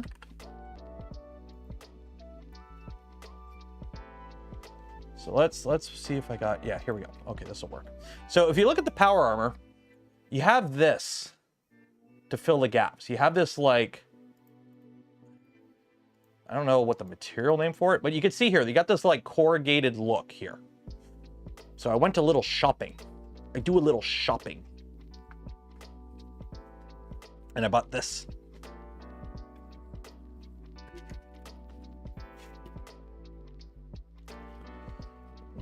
Exhaust hose, like dryer duct exhaust hose. So it stretches, it's flexy. It does stretch a bit, so it's not, oop, I already kinked it. But like you can stretch it out so it's a little bit more flexible. So what I'm thinking is cut it and like make it more U-shaped, because you only need it in the back, right? You only need it in the back. In the front, I can hide it with something else. And it fits right there. So obviously weather it a little bit, make it look a little dirty, but there you go. That should hide it. That should work pretty good, I think. That'll work. So just like slather it with a little, you know, weathering, and that should work, I think.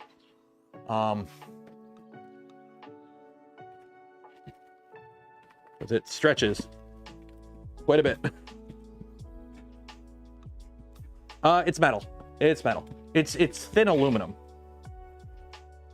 It's like, and it flexes, right? But it needs to move.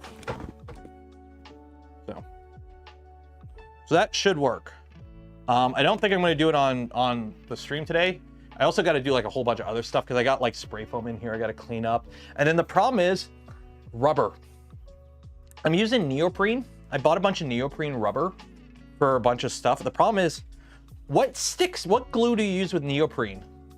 Because I've tried epoxy, I've tried E6000, like I've tried the glues that I normally use, but it's neoprene, it's rubber, and it's not sticking to the rubber. So I think I need to go buy like actual rubber cement to do that. So I'm pretty sure I got to go buy some rubber cement.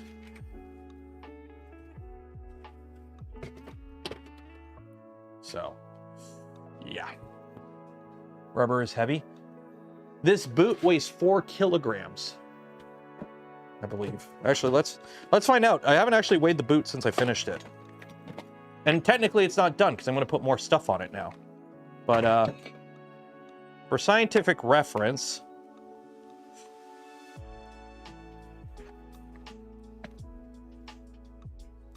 oh, it's only 3.8 kilograms. Sorry, it's 3.8 kilograms for the boot.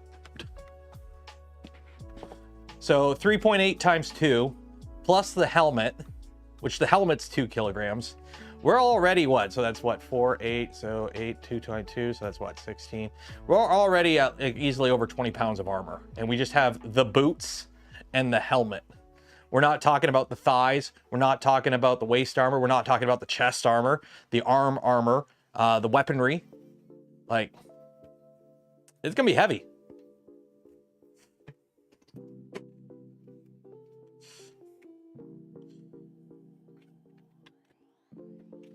It's gonna get heavy. It's gonna get heavy quick. Also, I am proud to say I am 6'4" wearing the whole armor. I'm 5'9" normally. So when I put on the whole armor, I'm 6'4" with the helmet. I measured myself. So I'm actually 6'4" with the whole suit on.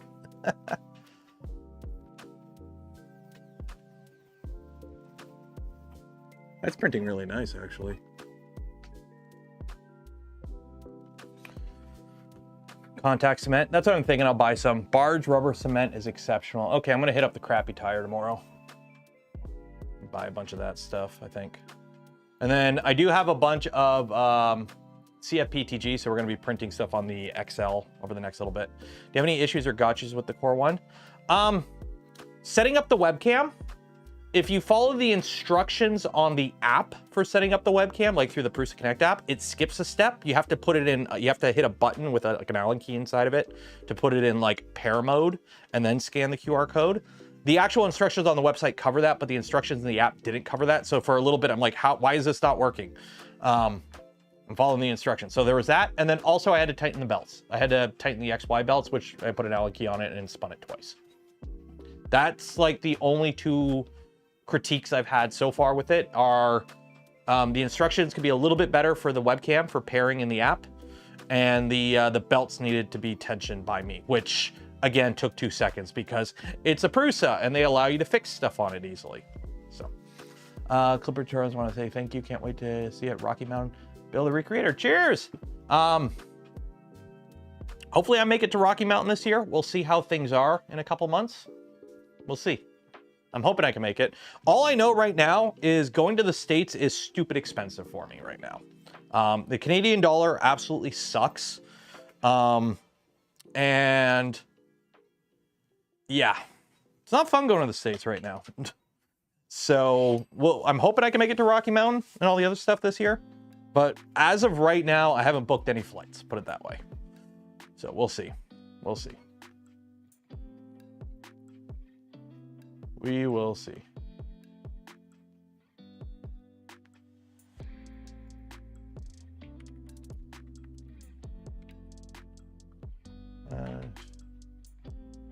Printer's starting to feel about the appliances.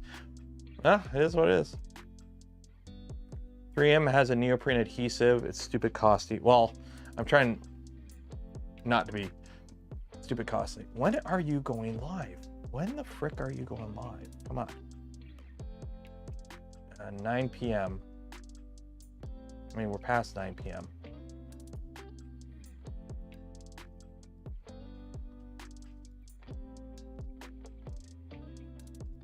Anyways, somebody linked in the Discord. Let's see. Neoprene high performer. Yeah, they don't even have it in Canada. What's the next near New York? Near New York, you would be looking at East Coast Rep Fest, which is now known as 3D Printopia, which is in Bel Air, Maryland. Might be cheaper to take. Oh, I usually do. Griffin's Closet Print Farm. I normally do fly out of Detroit, but I still have to like get the hotel and pay for everything in American. And on the bright side, me being in Canada and our dollar sucks is pretty good, because when you gift a membership on the live stream or you super chat, Google pays me in American. So I got that going for me, which is nice. But on the flip side of that, a Big Mac combo cost me $18. So yeah. Look at the PRUSAs. Look at those.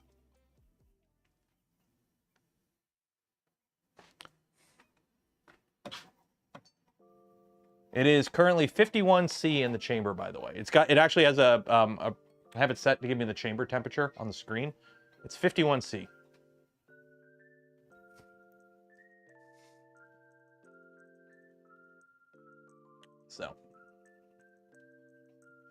Assuming the tariffs are official. Yep, there is officially a 25% across the board tariff on all Canadian goods and a 10% tariff on energy because you guys are surprisingly reliant on our oil and our energy. So yeah, any automotive company, you're screwed. Americans that your house is in LA, guess what? Like 1/6 of all lumber, 1/5 or 1/6 of all lumber used in the US for construction is Canadian, more so in certain states than others. So that's all going to go up in price. You'd be surprised how much stuff in the US is made in Canada and Mexico, and how many things. Like I used to work in the automotive industry. I worked in tool and mold. It's not uncommon for like a part to cross the border 12 times before it's done. Yeah. So much for your Chinese printer. Well, here's the thing. Like they still put, you know what the part that I hate? We got a 25% tariff. Mexico got a 25% tariff. Chinese goods got a 10%. Way to treat your allies, buddy. Way to fuck over your allies. You know.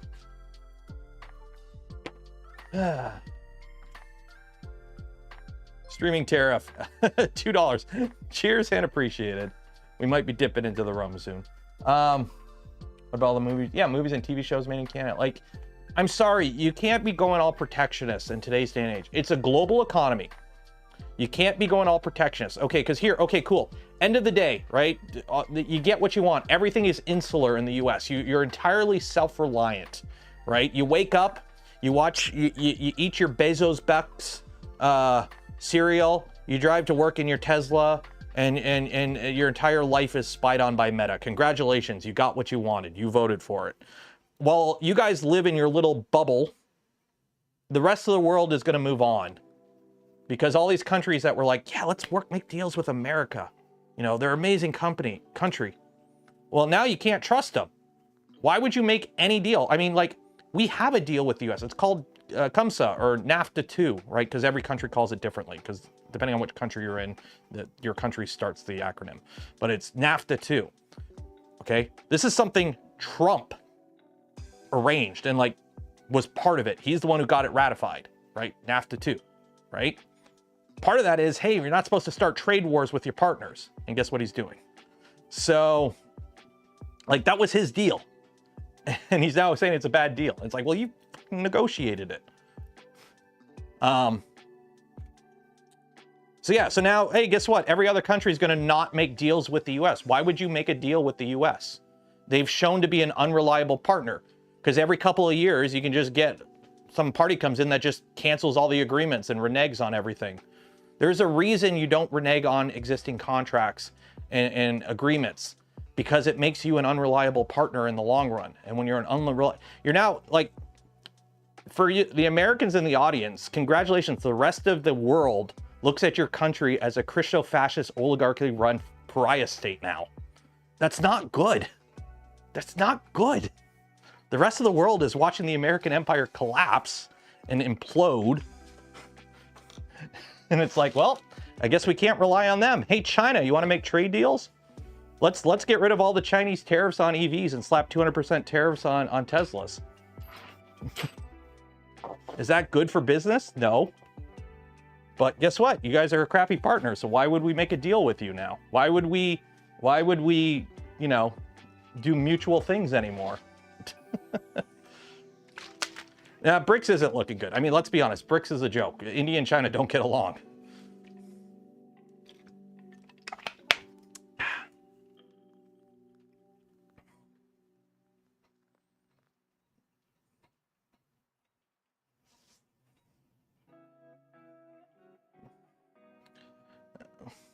West Coast of America. I mean, the West Coast of America is pretty good. So. Oh, Australia's not, like, here's the thing. Most countries aren't doing good right now. Let's be honest. A lot of countries are going through problems right now. It's just, you know, it ain't helping what the US is doing. They're making it worse on purpose. Nothing the current government has done over there has done anything to improve anything for anyone. All it's done is hurt people.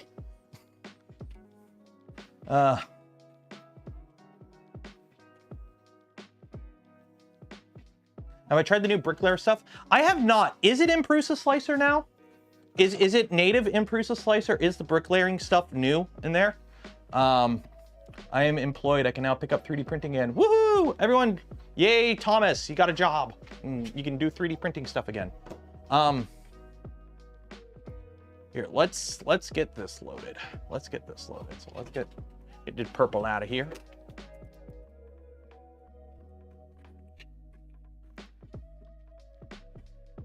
Oh yeah, Brexit solved all the problems. I mean, I was in Manchester a couple of weeks ago. I was in Manchester in December. And, sure. Sure. If you say so, buddy.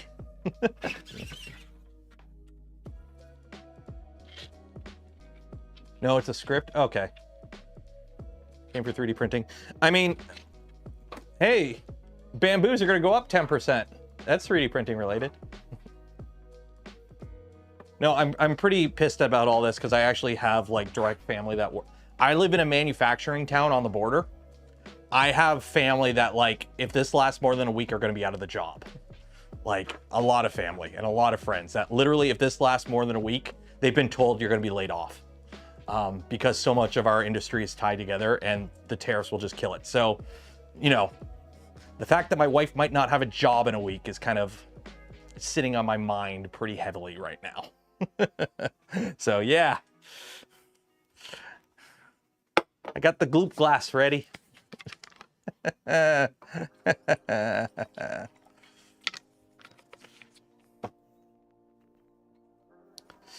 least I'm not digging into the ISO.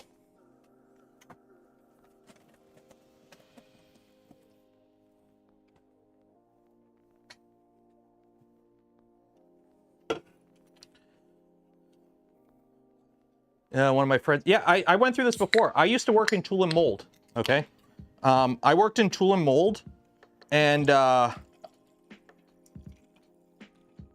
when Trump was in last time and the tariffs hit, it literally, we were like days away from idling. Like we lost a bunch of business because we needed steel, and the steel prices and whatnot went through the roof because of the tariffs and shit. And it screwed up, like people were laid off, hours were cut, and we were very close to having to idle. So, oh. Yeah, it wasn't a fun time. It wasn't a fun time. None of this benefits anyone. None of what's going on benefits anyone. Let's be honest. None of it's benefiting anyone. It's just hurting people. It's not good. Kind of surprised the courts because they can't. The system is set up in a place that if he declares an emergency, which he is because of the fentanyl thing. By the way, you want to know how much fentanyl we've stopped? 20 kilograms. Because there ain't none coming in from Canada. More fentanyl comes in through US ports than come in through Canada. How about you look on your own shit? More Canadians have been killed by American firearms smuggled into Canada than Americans have been killed by fentanyl smuggled into the States. How about you sort your own shit out? Also, countries are responsible for stuff that comes into their border, not leaving. Has anyone here ever, like, have these people never crossed the border before? When I travel into the US, Canada Customs doesn't stop me. It's the US. When I leave from the US and come into Canada, it's Canadian Customs. Customs is, the country is responsible for stuff coming in, not going out. This is actually printing really nice. This print, I'm hoping, how much time we got? We got 50 minutes left on it. That's good. This is going to be a really good test to see how it is, because this is a black, slightly shiny print. So this will show off every defect, if there are. And it's printing, it's looking really good. So we'll see. Yeah, LCBO is, oh, did Ford confirm he's doing that? For the Americans out there, the LCB in Canada, at least a lot of provinces, you can't just buy liquor at a store. You can buy beer and wine at like corner stores and grocery stores, but liquor you have to go to the government store for. In Ontario, we call it the LICBO, the License Control or Liquor Control Board of Ontario. The Liquor Control Board of Ontario is the single largest single buyer of alcohol in North America, and I think the world. So if they stop buying liquor from the US, which they are, pretty much all the provinces are, if you work in the liquor industry in the US, you're pretty much screwed right now.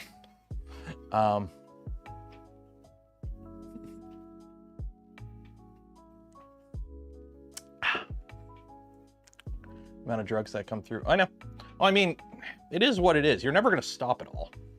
How many, like, for example, in Canada, a lot of the guns that are smuggled into Canada come through reserves. They come through reserves because reserves straddle both borders, and they just bring them in on one side and bring them out the other side. It is what it is. You can't stop it all. They're called crimes. They are already illegal. No, the US was making liquor. Yeah, they make a lot of it. I mean, where's Captain Morgan from? This better not be American. I'm assuming it's from like Jamaica or something. Captain Morgan Rum Company, Toronto, Ontario. This is made in Toronto? And they must have a distillery in Toronto then. Really want to grab a Core 1 for my first printer. Going to get the kit version since I'm pretty confident. You'll enjoy it. Honestly, like, I'm of the opinion the first PRUSA you buy should be a kit. After that, buy pre-assembled. If I had the option, when they sent me the Core 1, disclosure, PRUSA sent me the Core 1. If they sent me the Core 1 and they gave me the option of the kit or the pre-built, I would have taken the kit. I'm a firm believer with a PRUSA, because the build is so well documented, and I'll be honest, it is a very fun build. You should build your first PRUSA. After you build the first one and you need more, yeah, just buy pre-assembled. But if you build one, you know how they go together. If you got to do any maintenance, you can do maintenance on it. Like it's just nice. Don't worry, so I said it at the beginning of the stream, but I'll remind you because it's been a bit. That talk is an insta-ban. It's not fun when... If anyone followed the Ukraine war, and when the Ukrainians were like, you know, Russia's threatening to invade us, this isn't fun, and everyone's like, oh, it's not gonna happen, and then it happened. It's not fun to joke about that shit. Like, haha, in the right context, it's fun, but it's not a joke anymore because, you know, Chief Cheeto has kind of shown he's willing to do a bunch of really stupid stuff. So, yeah.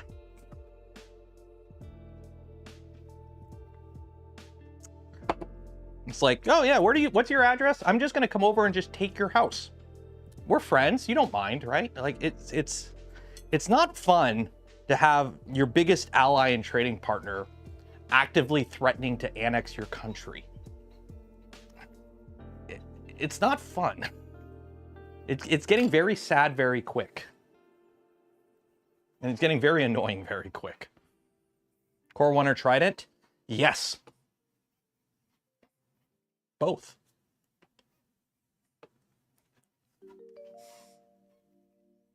All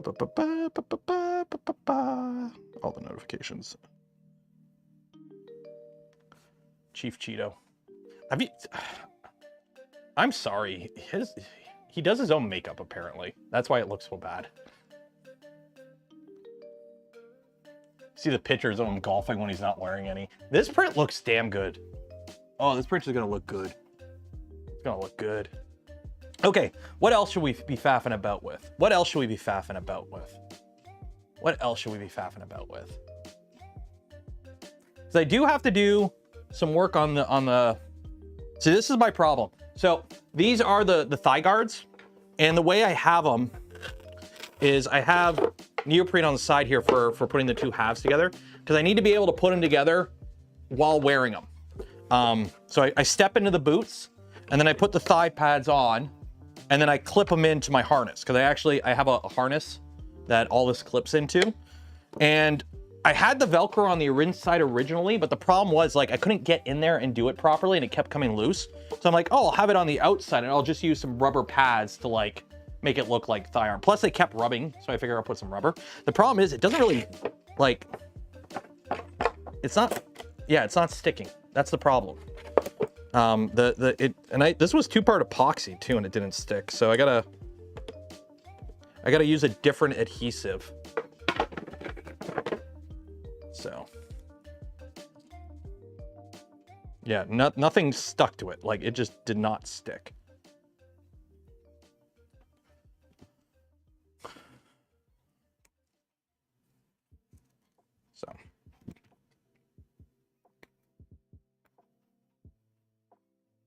What are they saying? Yeah, when they came, yeah, that a lot of people know that phrase because of World War II, but it's actually that saying is older.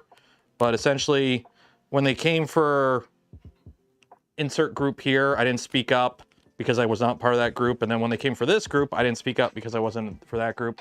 But then they came for me, and there was no one left to speak up. So it's one of those things where you like, just don't allow it. Don't allow it to start, because it doesn't lead to anything good. And you're already seeing it now. We're like, now at the moment anything freaking bad happens in the States, it's like reset the clock before, you know, the timer starts before Trump blames it on DEI. Of it, like, it's like, what the hell? It's just falling apart. It's all just falling apart.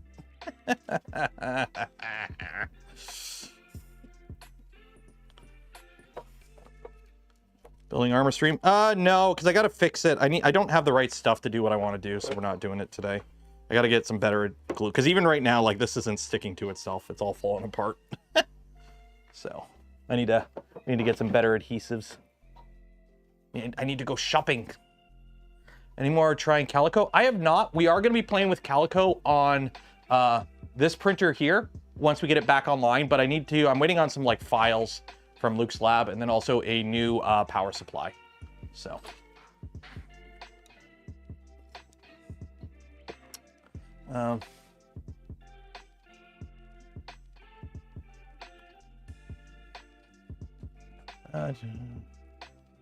backfire. Oh yeah, the stock market's gonna crash like hell on Monday.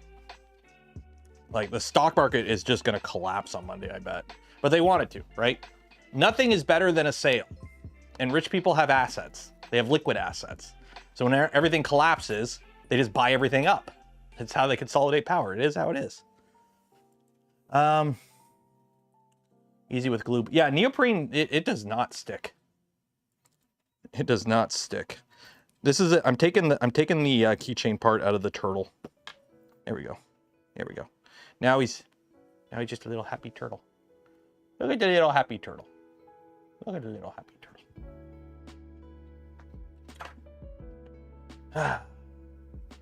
How's this coming along? 41 minutes left. The only downside of doing prints live, it's like you gotta wait for the print to finish. You're promised $2 as eggs. You want to know what's funny? Eggs are $2.70 a dozen in Canada. Our dollar absolutely sucks, and eggs are $2.70 American in Canada right now. So that's one of the funny things. It's like, you guys elected him because of what? Eggs? What?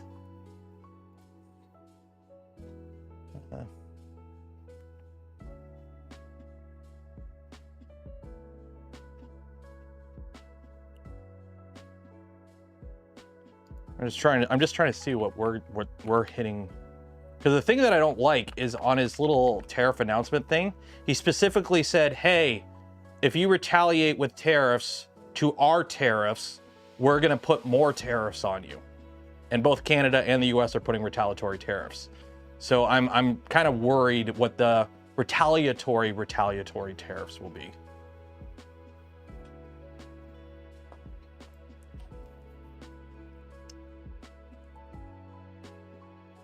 So it's interesting.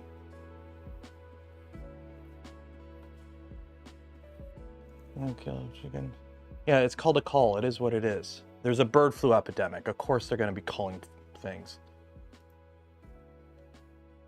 If your only excuse is to blame the previous administration, that's not an excuse. The guy in charge is the guy in charge now. Why isn't he fixing it? When one party's in charge, the other party blames the other party for everything. It's back and forth. That shit don't fly. That shit don't fly. And also, how does it work? When Biden's in office, the right-wing people all blame Biden for all the problems because he was in office. He didn't know if it happened because of things he had no control over. It was his fault, like the Ohio thing. But now that Trump's in office, everything's the previous administration fault. Get your shit sorted out. Just get your shit sorted out.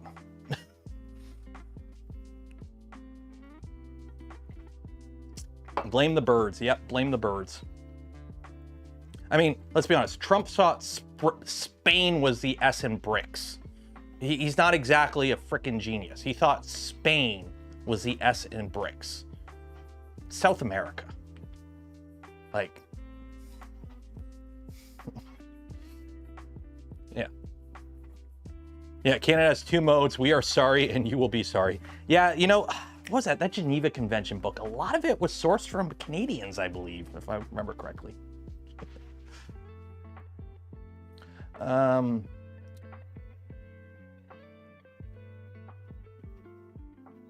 just trying to figure out what the actual response is.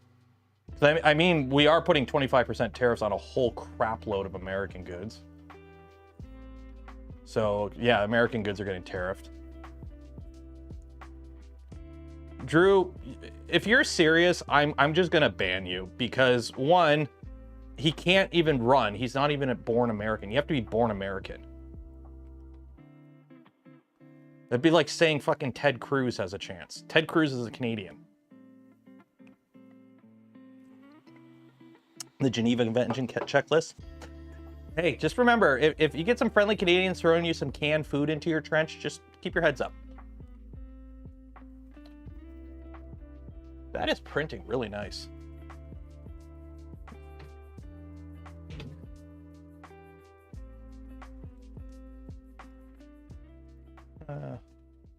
Yeah, the S in BRICS is, yeah. Also, didn't Elon just kind of break into the whole, like, U.S. Treasury or something? Like, and put a bunch of computers in the U.S. Treasury or something? Like, isn't there, like, essentially a coup going on right now down there? And you guys, like, are freaking out over skin color of pilots and shit? You guys got bigger problems. You guys got to sort your shit out down there. It's getting... You guys need to unfuck your shit. Holy shit. The rest of the world is, like, watching what's going on and be like, this is the largest military in the world and the world's biggest economy, and they got a crap ton of nukes, and this is what they're doing? What the hell?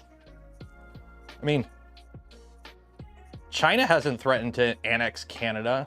China hasn't put in 25% tariffs on us. China's just sitting down, just twiddling their thumbs. We're like, oh shit, we don't gotta do shit. We're just gonna let it all collapse, and then we'll be like, hey, anyone wanna buy a BYD electric car?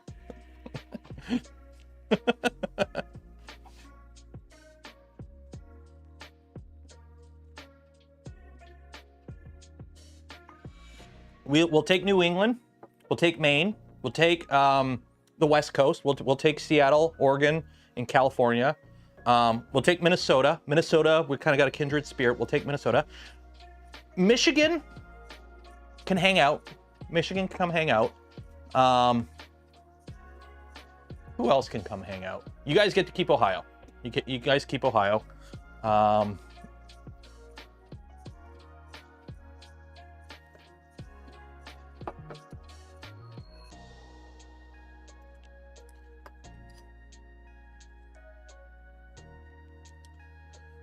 I love how people still go on with the whole Trudeau is Fidel's love child. It's like, you do know state visits are like a thing that are known about and are on calendars, and you can like look at the dates and that shit doesn't work. Yes, it's a funny joke, but like it literally cannot be possible because of the dates. It doesn't work that way. That's like, you know, Baron Trump looks more like, you know, Trudeau than Trump. Have you seen the pictures? Baron Trump looks more Trudeau-ish than Trump-ish. So maybe that's why Trump doesn't like Canada so much, because when he was up here, you know, Melania was giving that eye to Trudeau. Maybe there's something going on there. Maybe that's why he's pissed at Canada, because his kid is Canadian. Who knows? I mean, I see that a lot more. The appearance between Barron and Trudeau is a lot more of an appearance than Fidel and Trudeau. Maybe that's why he's pissed at Canada.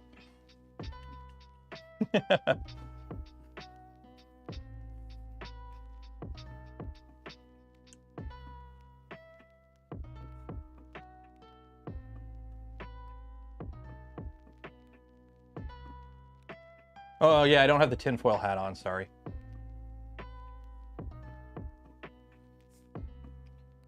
Nico, you can't even spell. Nico, do you even like spelling? You can't even spell the guy's name right. Okay, let's not be...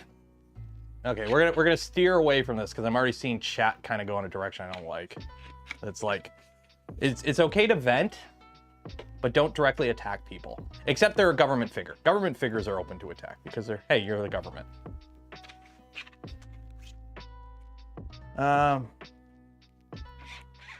do you like the farmer persecution? My brother lives in Ottawa.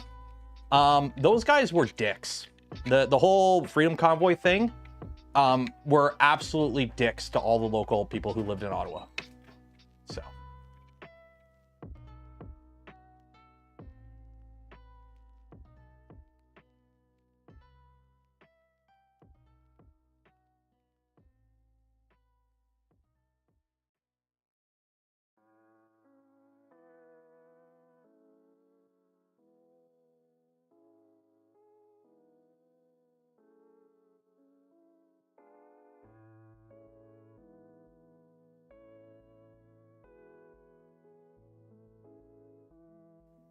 I gotta vacuum the floor. My wife came out here to grab a drink and she's like, you got filament all over the floor. And I'm like, I know.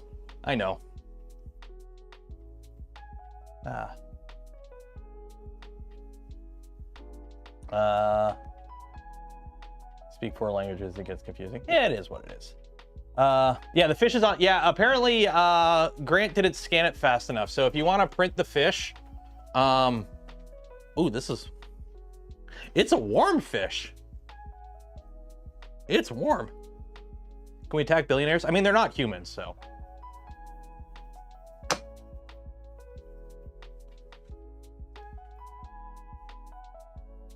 What's the flow rate on the core one? Same as Mark 4S. It's a normal. It's their normal hot end with a high flow nozzle. So it's whatever the flow rate is on the Mark. It's fast enough to keep up with the profiles. I don't know what the profiles are. I haven't actually looked at the speeds at all for this printer. What are the speeds? There are the speeds. So if you want to know the flow rate,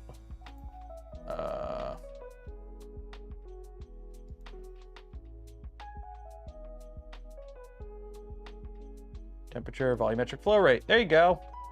With infill, we are getting up to like 26 millimeters cubed, roughly.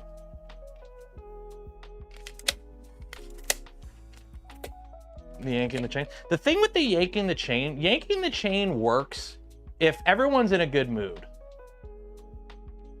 But when you have a heavily militarized neighbor who's just got a bunch of drunkards and nationalistic fucktards in charge of everything, including the military. As somebody who is former military, your Secretary of Defense scares me, and I can't believe he got in. Like, when I was in the military, I knew people that were purposely sidelined because they would be dangerous if they ever had power. And he falls directly in that description. And now he's the SecDef. But anyways, like, it's fun to joke around when everyone's kind of in a good mood. But, like, joking around that shit when, like, is not good. Like, again, if this shit lasts more than a week with these tariffs, like, friends and direct family are going to be out of the job here. Like, don't joke about that shit. It's not fun to be on the receiving end of that kind of joking. Like, scary. Like, your dude's freaking openly talking about invading Panama. Like, what the hell?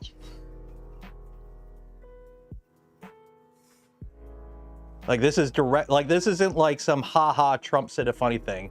Like, this is, my wife might not have a job in a week because of this shit. So.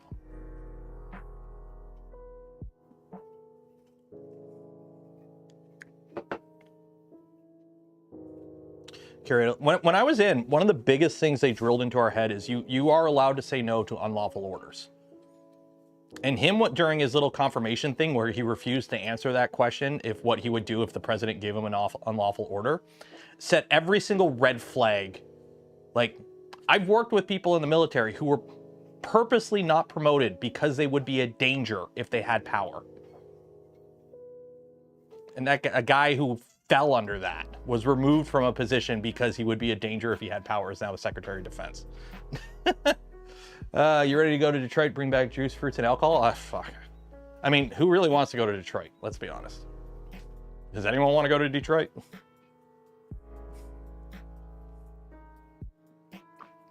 Yeah, Tennessee made it illegal for the government officials to vote against Trump policies. Like, it's, I'm sorry, that's fascist shit. That's fascist shit.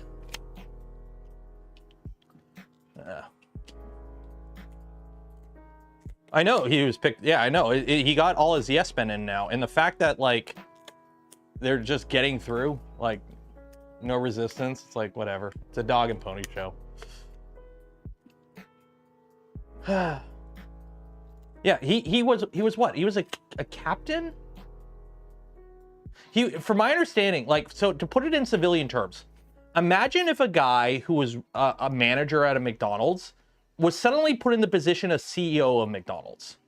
Like, from my understanding, he was like a platoon commander in combat or whatever, which is whoop-de-doo. That's nothing. Like, that's nothing. Being a platoon commander in combat, there's thousands of people that have done that. It's not exactly anything special. It doesn't make you qualified to be a SecDef. And then I think he was like, he ran like Gitmo for a bit or something. But it's like, he went from being in charge from like a couple dozen to like 100 or 200 people to now being in charge of the entire US military.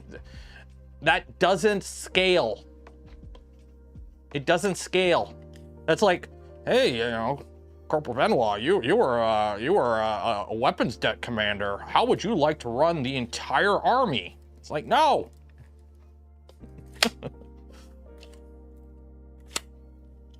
It don't work that way. Like, a lot of people, like, literally, has anything, he's not a DEI hire, he's a Dewey hire.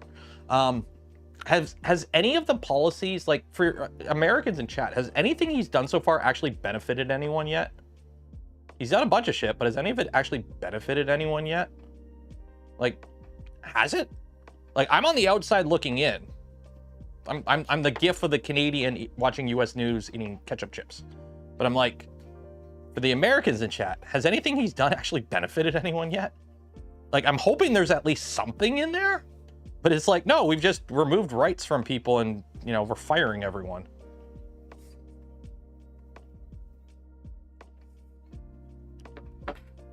Only the wealthy. Well, hey, if we got any Saudi princes in chat, want to throw down some gifted memberships, I'll take what I can get.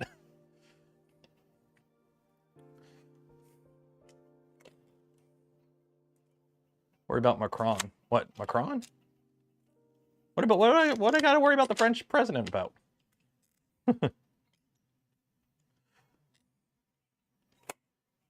As a web server admin, I got overtime taking down DI stuff. Like, the whole DI thing, you do know it's not hiring. It's like, the DI thing is just like, oh, hey, wounded vet who needs a wheelchair, we'll put some ramps in for you. Oh, hey, guy with cerebral palsy, we'll help you get a computer set up. Oh, hey, person who's Muslim, you can pray in this room. Oh, hey, person that's vegan, we'll offer vegan. Like, DI is just making things accommodating for people of different backgrounds and educating people to not be, you know, offended by other people's backgrounds. And, you know, that's all it is. But it's not like, oh, you're a pilot because you're black. It doesn't work that way. You still have to be qualified to be a pilot. You still have to be qualified to do these jobs. It doesn't allow you to get into places you're not qualified. It doesn't work that way. It doesn't work that way.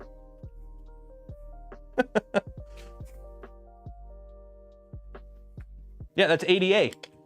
No, ADA, DI and ADA are separate things. ADA and DI have overlap in certain things. There are overlaps, C2C. From my understanding, again, I'm comparing the Canadian equivalent of it to the American equivalent. Again, I'm not American, so I don't know the intricacies of the whole system, but I've looked up stuff and it's like, yeah, there is overlap. But like, at the end of the day, this isn't helping anyone. Getting rid of all these isn't helping anyone. Nothing has improved. It is just, if a policy does nothing but just make things suck for other people, it's not a good policy.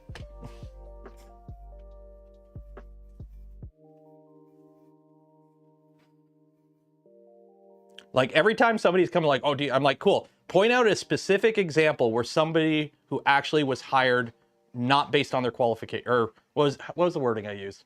Find me an example of somebody who wouldn't be doing what they were doing, like who's not qualified to be doing their job. Find me can somebody actually show me an example of somebody who's not qualified to be doing what they're doing? And every time it's like, no.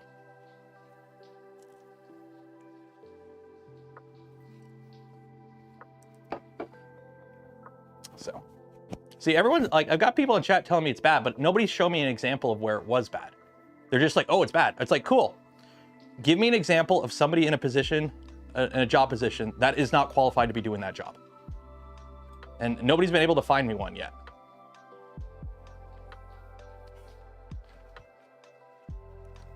Because I'll be honest, as a non-American, most cases, you're just saying DI because you can't say the N-word. At least that's what it looks like from the outside looking in. Every time I see it pop up, especially on like Twitter, but Twitter's a cesspool, it's like, nah, you're just saying that word because you're not allowed to say the words you really want to say.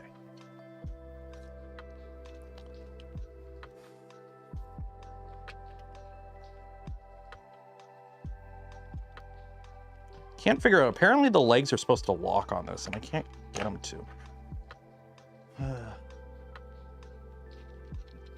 Your daughter's teacher. You know what? I am absolutely sorry. I feel so bad for every American teacher because they are just vilified by so many people, underpaid. Like, being a teacher in the US sucks. And it sucks because they made it suck. So anyone who wants to be a teacher, you let them be a teacher because you guys are hemorrhaging teachers. Like no tomorrow. You're not paying them well. They have to deal with so much bullshit. And it's amazing you still have people willing to educate your kids anymore.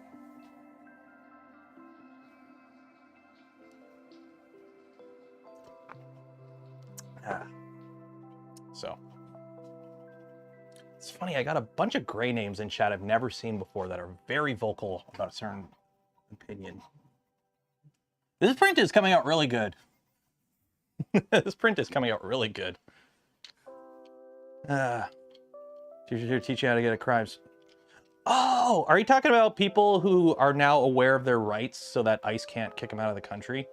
Because ICE doesn't have a lot of the authority people think they do. So if you know your rights and what you can say, you can avoid getting caught. Is that a thing? I wish I had a cam. Well, I technically do have a camera showing the print, but it's 10 FPS and it's black and white. And it's infrared, so you can actually see the heater. So.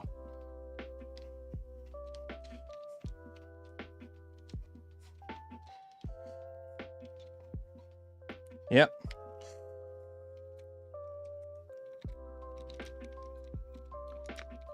Take care, Jack. Ooh. In 12 class, I know how to talk. What are you talking about? You don't want your kid being educated? I want my kid being educated.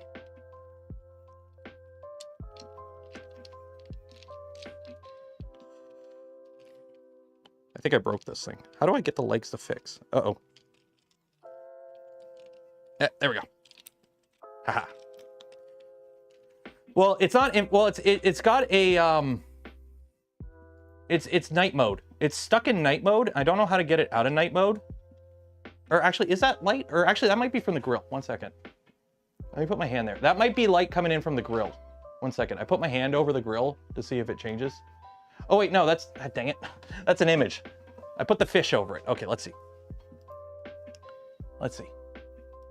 Update. Okay, I think that's the reflection of the grill. That's light coming through the grill, I think. Or maybe that is infrared. I don't know. I don't know. I don't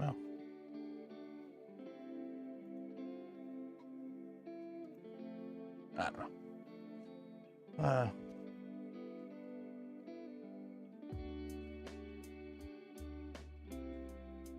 Yeah, you have to lead and educate. Yeah, I'm sorry. Having people educated is good, and the, you know, cutting funding and shutting down schools and underpaying teachers is not a good thing. An uneducated society is a society that does not succeed and gets left behind. Like to use color. I don't know the exact settings. Apparently they're working on a firmware update to make the camera more usable. But I mean, like, I personally don't have an issue with this because literally, am I making spaghetti? No, we're good.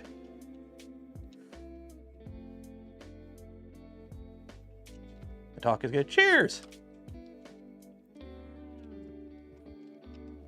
Well, no, I'm thinking it's the grill because of light coming down, but if it was a heater, it would snake, right? If it was a heater, you would see it snaking.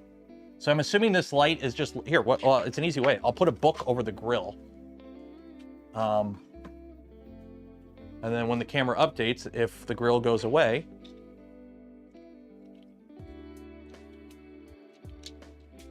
yeah. Okay, so that's light coming in from the grill. So it's not, I thought, I was like, oh, this is cool. You can see the bed heater, but no, it's light coming in from the grill.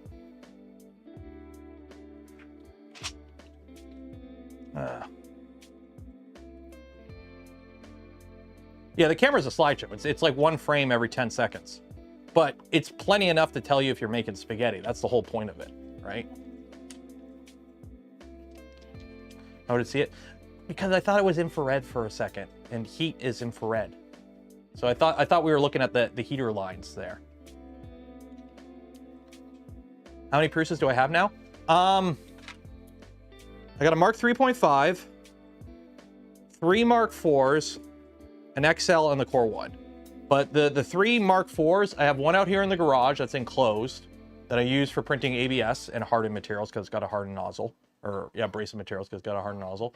I have the Mark 4S downstairs, which is just by itself. It's just a stock Mark 4S. And then I have a Mark 4 non-S hooked up to a MMU3.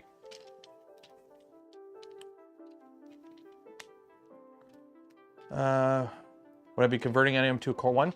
If they send me a kit, if they send me an upgrade kit, I will. But as of right now, probably not. I'm probably not going to go buy one. How many Vorons do I have? Dozen plus, last I checked.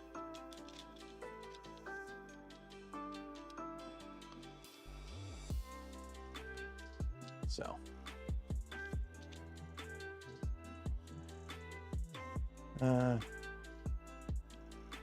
Is it a new model? Well, this is an HS3.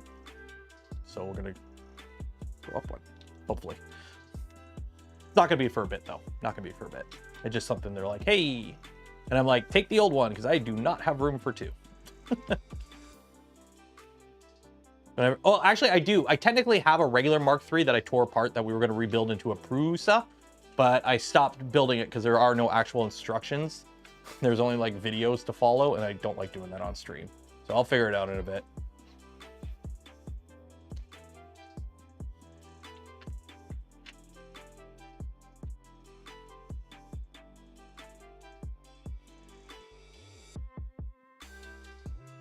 Do they announce that the tariffs? I was trying to figure out what exact industries are being covered by the tariffs, because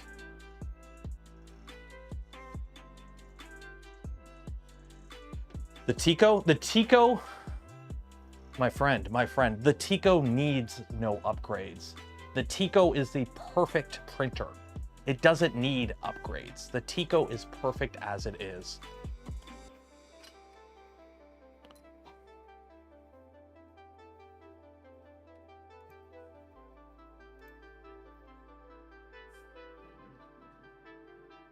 Monday, Vancouver area is looking at day 20. Put my AI in the Tico. I mean, we could. I mean, I technically have it running on this. Like watch. This is the dumbest thing I've ever done. Like, I can't believe this actually worked. Like, no joke. I can't believe this actually worked. Let me go grab a keyboard, because I'm not going to type that the whole time. One second. Let me grab a keyboard. Second here. Ah, can't see. Okay, where is it? Where's a keyboard? Is that a keyboard? That's a keyboard. No. Yes.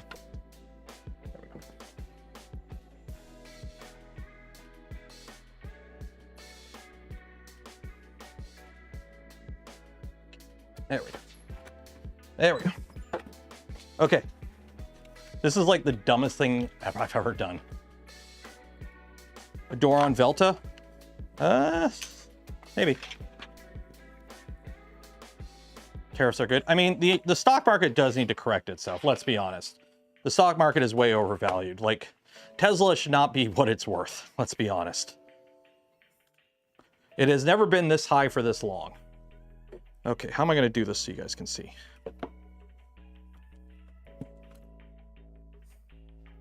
Mobile. Okay. Let's see here.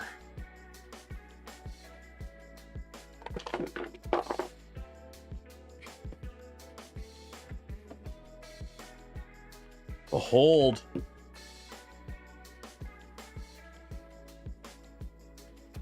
Okay, ready? Okay, okay, okay, okay. Okay, ready?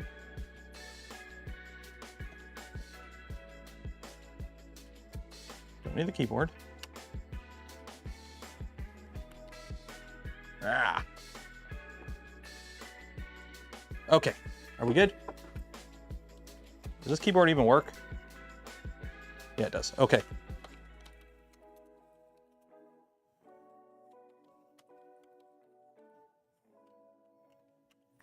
It would help if I actually looked at it. DeepSeek R1 1.5B. Enter. Ha ha ha ha ha ha ha. We have an AI. We have an AI in the Raspberry Pi. We've got DeepSeek. We've got a DeepSeek in the. We can ask the Raspberry Pi what it thinks about current events. Should we ask the Raspberry Pi what it thinks about current events?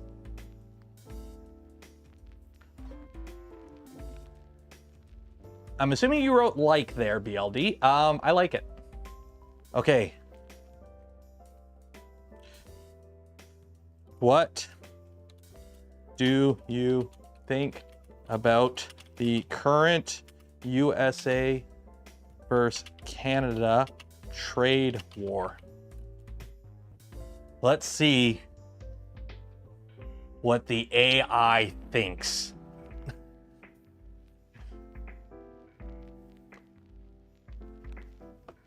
What does the AI think about the current US-Canada trade war?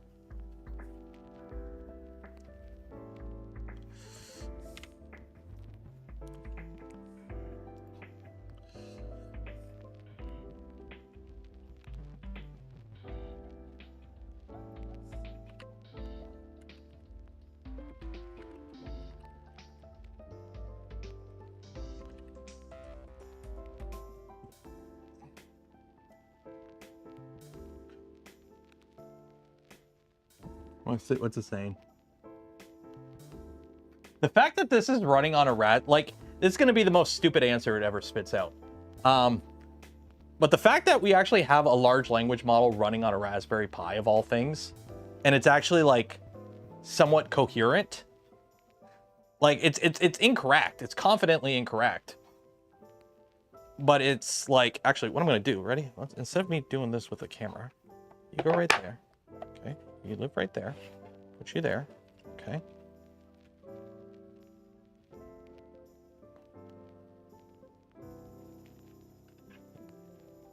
Overhead. Oh, that ain't gonna work. Ain't gonna work. What do we got? We got oh, it's still thinking. But by the way, for those like, ooh, censorship, this is R132B, DeepSeek R132B, running on my main desktop upstairs on a 3090. And when I asked it, is Taiwan a sovereign state? Sovereign status. Taiwan meets many criteria for sovereign state, including having a permanent population defined by territory. Taiwanese perspective views itself as an independent nation with its own governance structure. Chinese policy. China asserts that Taiwan is an inseparable part of China under the One China policy. International recognition. Only a small number of countries officially recognize Taiwan as a sovereign state. The majority adhere to the One China policy. Historical context: after World War II, Taiwan was transferred to Japan to China in 1949 following the Chinese Civil War. The whatever that word is retreated to China, establishing the Republic of China, while mainland became, yeah. So here's the thing: it's not censored. For those that are like, ooh, it's censored. It's not censored if you run it locally, but if you run it on its web service, You're talking to it in China, and China self-censors. It is what it is. So yes, if you ask it, you know, it'll tell you. The only thing you have to do to make the model answer is change the prompt, because it defaults to like, you are a helpful assistant. If you change that to like anything else, so I have it set to like, you are snarky, respond in a snarky manner, it will respond. And like, this is actually a legit answer. In conclusion, while Taiwan operates independently in many aspects, its status as a sovereign state is not widely recognized due to international adherence to the One China policy. Thus, Taiwan's recognition depends on the perspective of the individual nation and organization. Textbook answer. That is a valid answer, and that is technically a correct answer. So, as for this, it's still thinking about Canada and US relations. Oh, the USA versus Canada trade war is widely viewed as a multifaceted issue with complex impacts on both nations and globally. Here's an organized summary of the key points. So it thinks this actually happened. So. You were saying the model is censored. I mean, this is the response. Also, technically, this isn't DeepSeek. This is like Llama, I believe, refined by DeepSeek. It's not complete. Well, this model only has 20 gigs of data. It has 20 gigabytes of data about everything. The more complex the model, the more information it has. So it can only spit out what it knows. So it's limited by its knowledge. So like, this is R132B. So this is 32 billion data points or whatever. You have models as small as 1.5B. So if I ask the exact same question to 1.5B,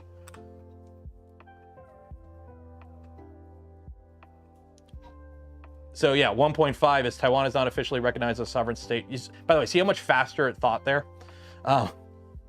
Principle, however, it does have some independent competency and obligation to make it independent. Despite not being formally recognized as a sovereign state, Taiwan is an independent country with significant international influence. Boom. So this is like the advantage that when you run it a smaller model, right? So let's watch Control R. Write me a 1,000 word story about a 3D printer that falls in love with a baguette.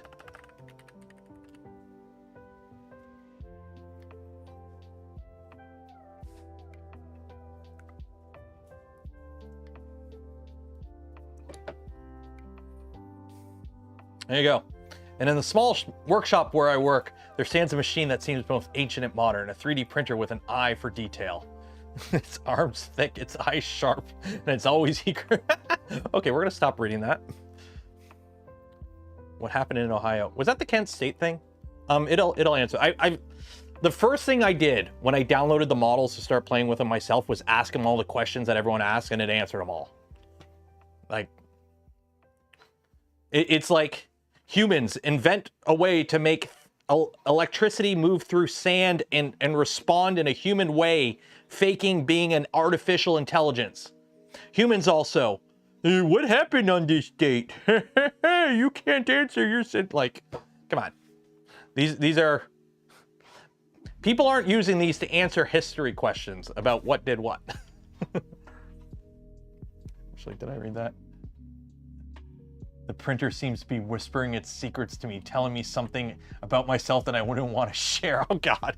Okay, you know what? If you want to screenshot this and read it, go ahead. But I'm not. I'm deleting that. We are never seeing that again. I don't want to know what that is.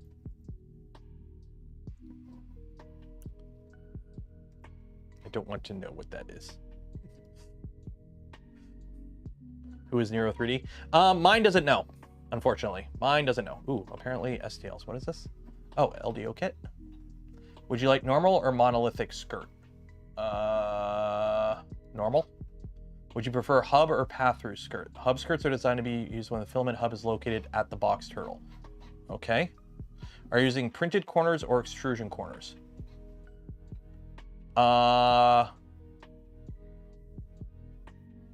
I think I'm using extrusion corners, I believe. I mean, I can look at the box. Printed corners. These are printed corners. Printed corners. Corner LED. I'm assuming they have LEDs. I'm assuming the LDO kit comes with LEDs. Would you like to print the hardware or no hardware version of the trays? If the printer is greater than 20, you need to print the no hardware version. No hardware, I guess. What style would you like? Plain, inlay, multicolor, or desiccant? Plain. Good. This is going to be sitting on top of a shelf without an enclosure, so it's just plain. Do you want to print a turtleneck buffer? Yes. Download all STLs. There we go. Oh, no LED? Okay, no LED. No LED.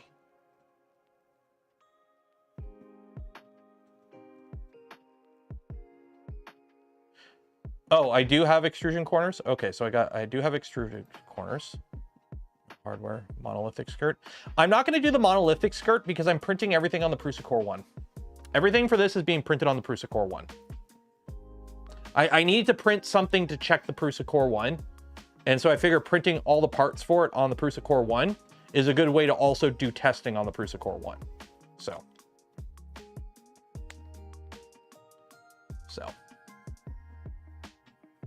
What I might do is just print like one of the monolithic skirts for the front and then just the rest.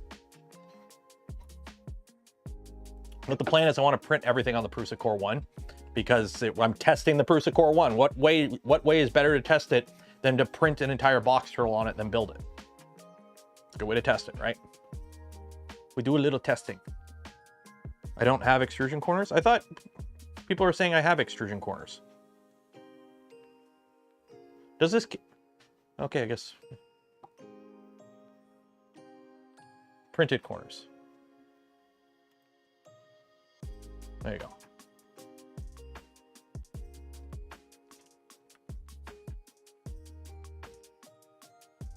Extract all, extract all. There we go. How's it been printing? I printed a sword.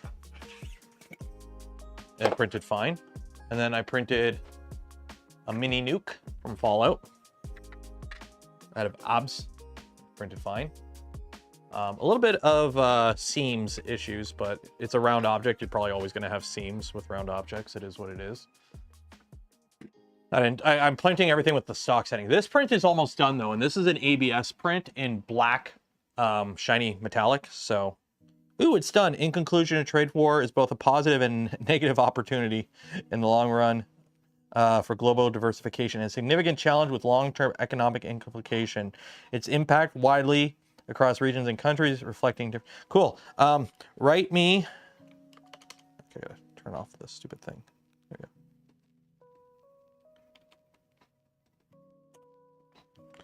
Write me a love story between a 3D printer and a fish.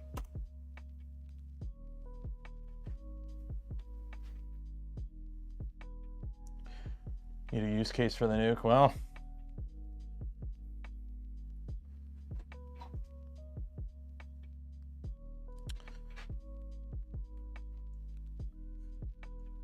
I love the fact, write me a love story between a 3D printer and a fish. Well, we'll see how it goes.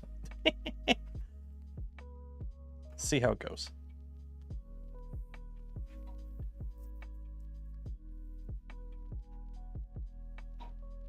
How's it been printing? I've been liking it. Like, I've been having really good results with it. Look, when it's done, it turns green. That's cool. They get really creepy. Although I'm thinking here, this is running on a Raspberry Pi. I've seen people make like very specific models that like, I've seen a GLaDOS. Somebody did a GLaDOS that runs on a potato and it has voice recognition. And I'm like, ooh, that'd be really cool. So like, you can make a Pip-Boy, right, with this. Obviously, if I were to do it, I would probably try and find a CM5 because the CM4 is chugging trying to run this model. Like it only works at like 2 tokens a second, which is not good.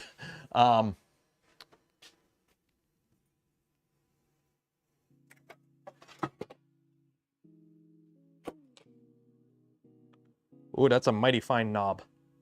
Hopefully I only needed like one of every part.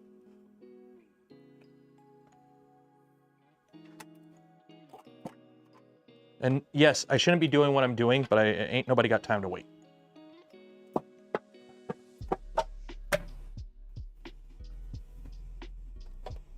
Should always wait for the prints to These really wobble a lot. I mean, it's not really... Is that normal? I don't know if that's normal. My bed slightly wobbles, and I don't know if it's normal or not.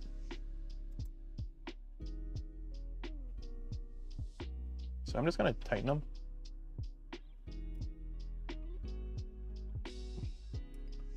Because I'm not seeing any defects on the print. So I'm wondering if that is like supposed to, like, you are normally allowed to free float stuff at times. So I'm just wondering if that's a thing. I'm just gonna tighten them up and see if, oh, that one's tight.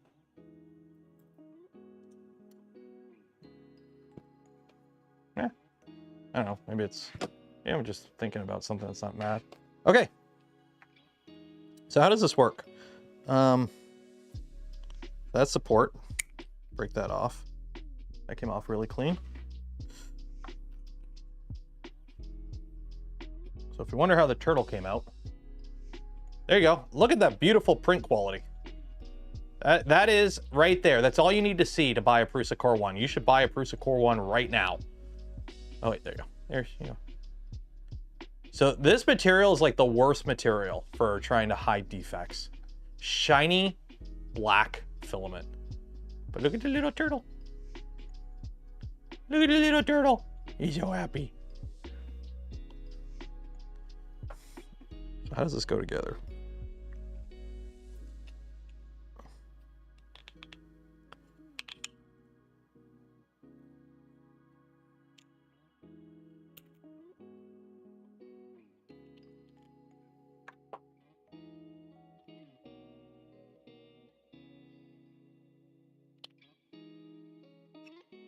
Probably actually look up the instructions on how this goes together. The camera isn't green because I got rid of the camera. Box fertile calibration. There you go. Okay. So how does this work? So, oh, I gotta break off some more supports, I think. So where's? Oh, there's a support in there. Okay, so we gotta break off some support. Don't knock it. Gifted 5 community memberships. Cheers and appreciated. Ooh, that came out really nice. Okay, so that support comes out. So the default support settings are really nice. That's nice.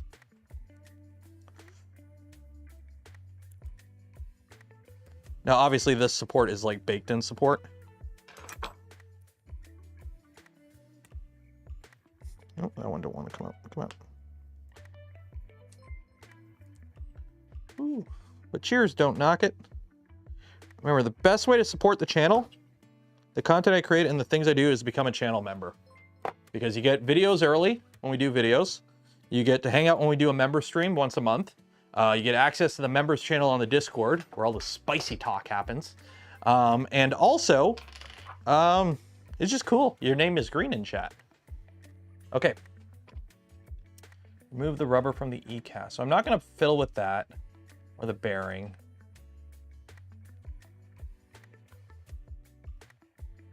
Because I don't want to, does it come with all these extra hardware to do this? Like, honestly, I feel if it snaps into place, it should be good, right? I don't want to waste hardware on a fiddling thing. Durban! Cheers and appreciate it. Oh. That snapped in beautifully. Okay, if this snaps together this good, if this snaps together this good, I'm assuming, yeah, I'm assuming this is good. These settings are probably good.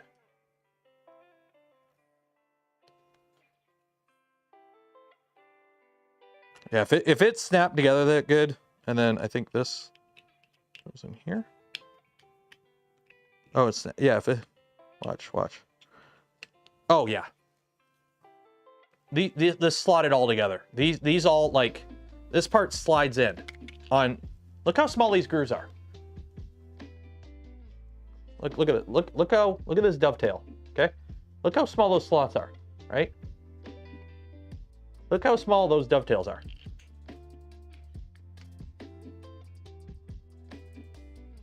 Yeah.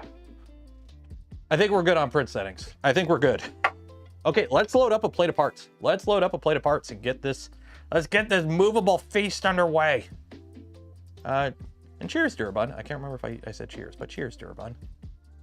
Yeah, I think we're good.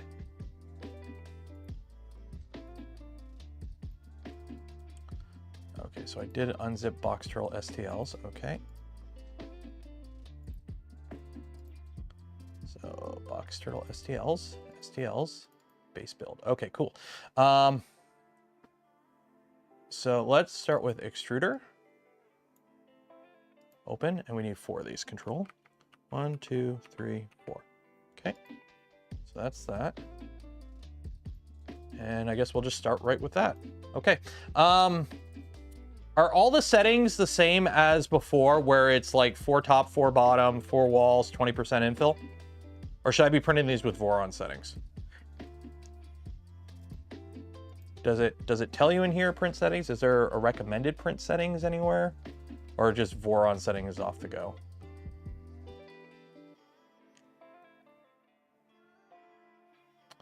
Take care, project in Dad's garage. I'm just gonna print it with Voron settings.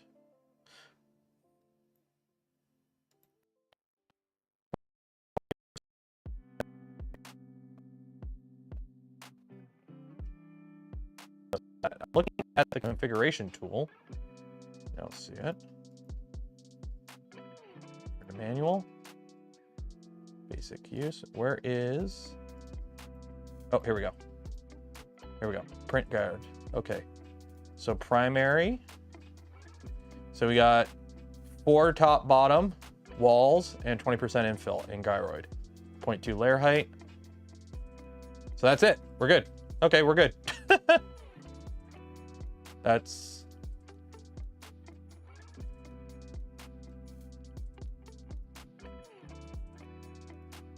Yeah, I think we're good. I think we're good. Because we got, what we got? We got...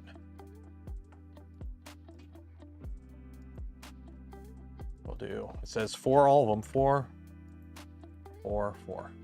Okay.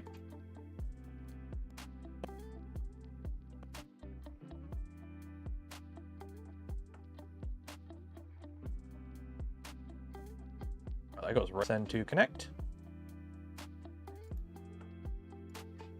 Confirm. And this is a 7-hour print. What?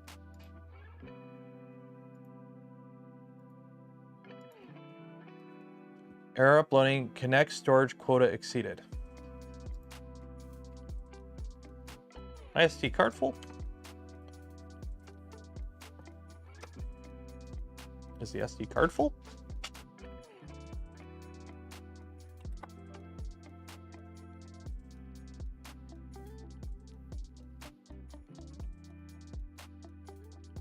It is nowhere near full.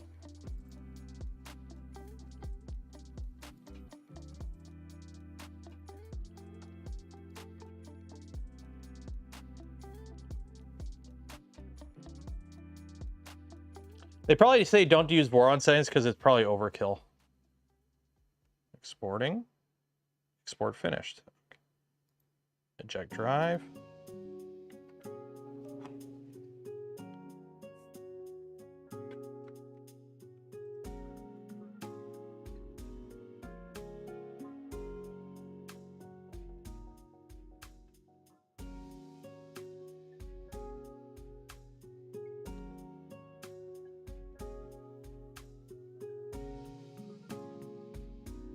Oh, before I do that, before I print, what is it? New firmware available. Continue. Update the firmware. Maybe that's why it wasn't happy.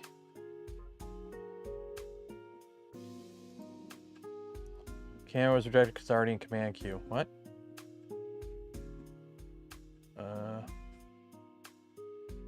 Oop, what just happened?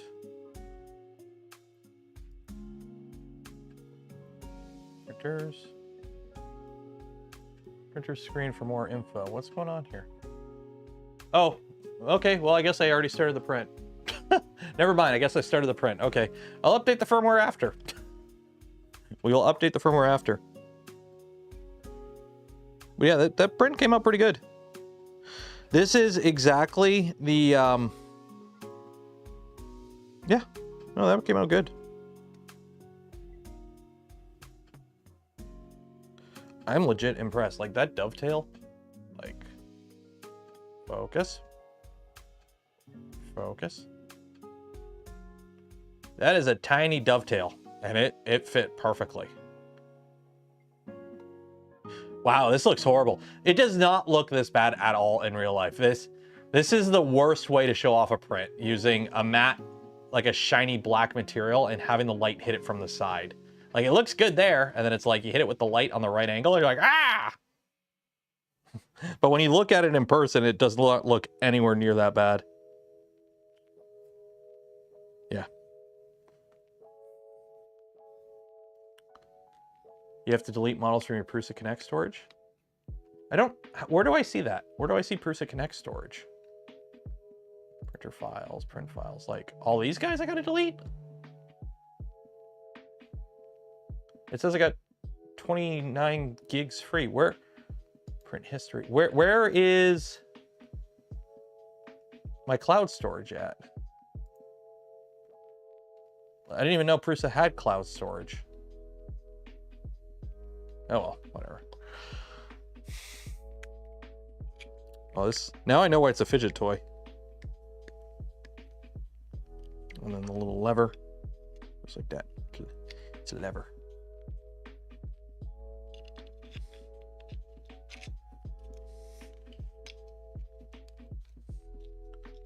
Connect files up the top. Connect files. Ooh. Oh. Oh, I've got, oh, this is why. I've got a few whatchamacallits in here. Okay, how do I clear all? Yeah, I've got some HueForge files in here. Is there a delete all button? Please tell me there's a delete all button. There's got to be a delete all button. Please tell me there's a delete all button.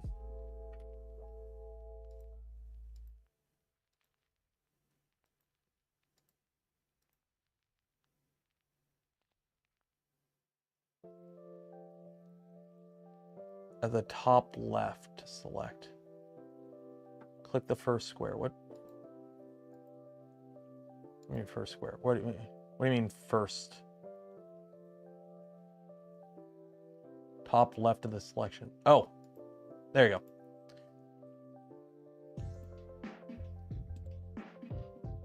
All. Confirm.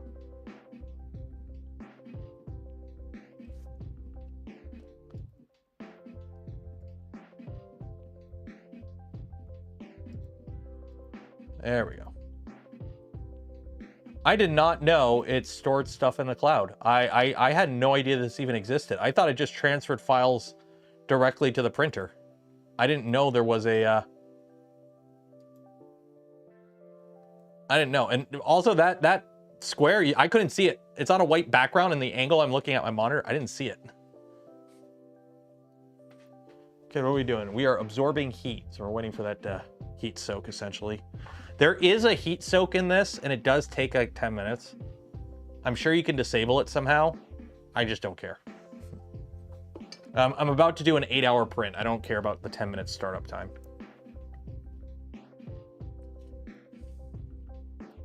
I know you can use PRUSA Link. I'll be honest, I do like PRUSA Connect because it does let me check on prints remotely. Like last night, after the stream ended, we went out for pizza. And while I'm sitting there eating, I'm like, oh, I wonder how the print's going back home. And I pulled it out, and I'm like, oh, the Core 1 print's going good. So it was nice to actually... I understand cloud services, and I understand the benefit of cloud services. I'm just an extremely firm believer that they should not be required for full functionality. Anything a cloud service does should be optional. You should not have to use a cloud service to get full functionality of your printer. I understand you have to use a cloud service for remote monitoring. That's kind of how it works. But like, you shouldn't have to use a cloud service if you don't want to. You should be able to use your printer entirely locally without losing any functionality. I'm okay with cloud service options being a bonus, but it should never be the requirement.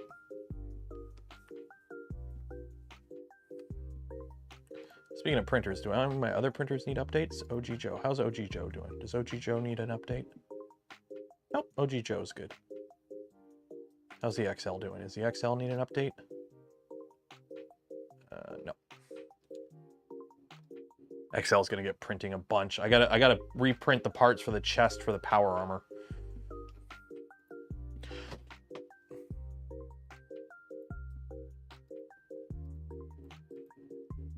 The only downside with it not being up on the, I can't see it.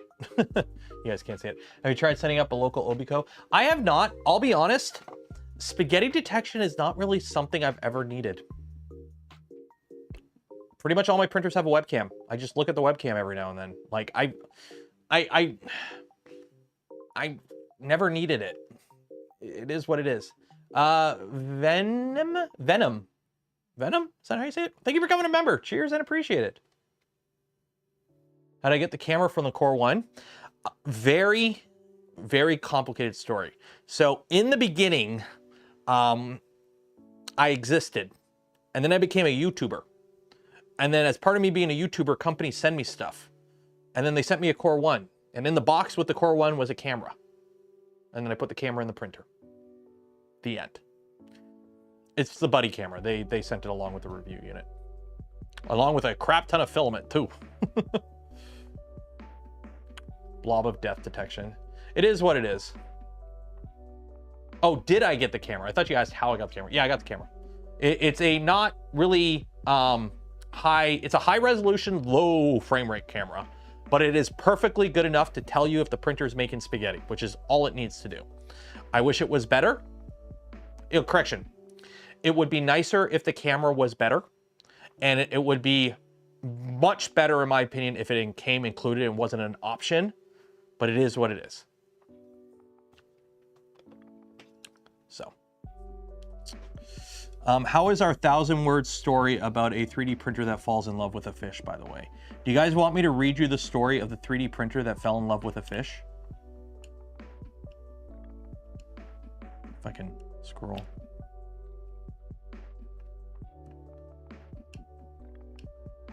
I don't have a scroll wheel. It's super annoying.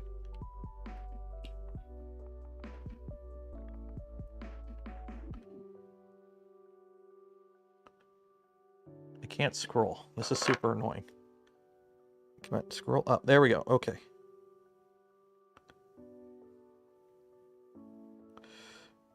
Jeez, this is a long story. I don't have enough room on here. I can't read the whole thing. The stupid keyboard.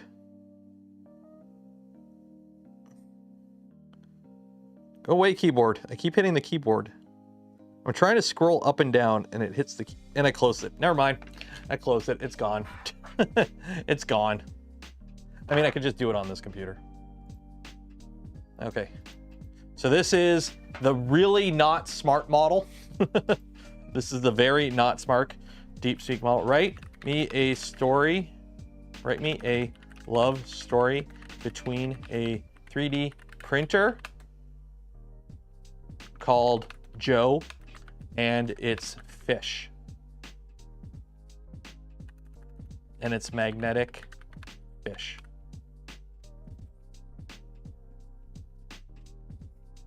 Sorry, Joe.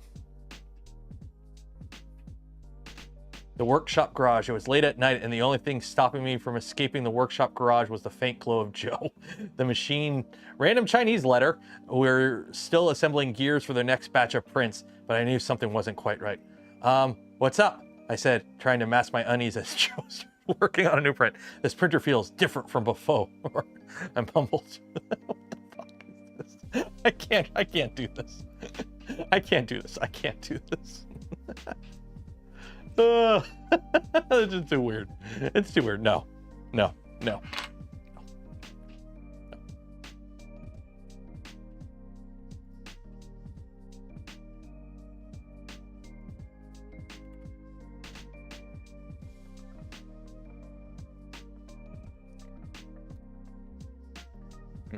No, I'm not. Let's give it a, that's too long of a story. Write me a 200 word. There we go. What have you walked into? We're having fun with an LLM. Also title Y. The title of the stream? What's the title of the stream? PRUSA stuff. We're doing PRUSA stuff in the quiet workshop garage. I can't read these. I don't know why it likes to throw. This model loves to throw this random Chinese character in, and I don't know why. But this is a love story between Joe and its fish, magnetic fish.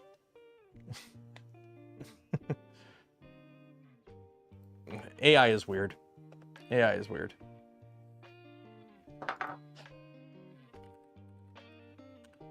Ask for poetry. I can ask it. What do you want me to ask it? What do you want me to ask it? Let's actually give it to the actual smart, competent model. Okay.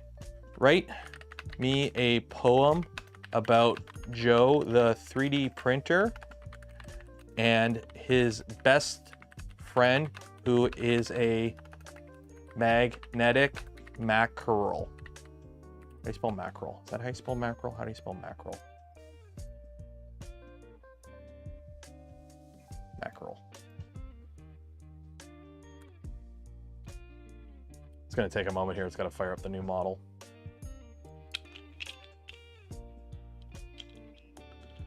Why shelf? Because we put the PRUSA Core 1 on the shelf. It's on the shelf. It's right here. So we shelved it.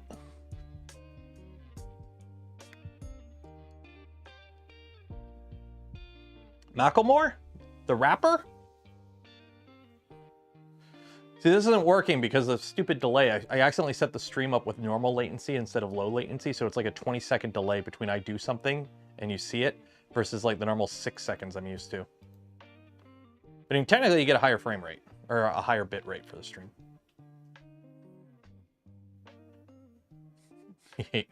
Don't hate the player, hate the game. Don't hate the player, hate the game.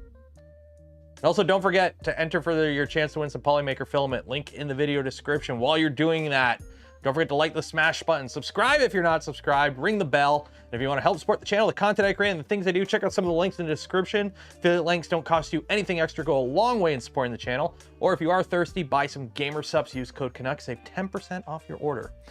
Joe and the magnetic mackerel. In the workshop quiet space, Joe hums with creative grace. Layer by layer, precise and true. Creative wonders that come from new. Beside him swims his best friend, a magnetic mackerel, no bend. With a flick of a fin and a tug of might, aligning parts in perfect light. Together they craft day by day, inventing new things to play. Joe's design takes flight with care, guided by the fish's flair. Through every challenge, big or small, they face them together, one and all. A bond forged in creation's flame. Joe and his mackerel, a team of fame. The poem celebrates the friendship between Joe, the 3D printer, and his magnetic mackerel friend. It highlights their collaboration and mutual respect as they work together to create wonders in the workshop garage.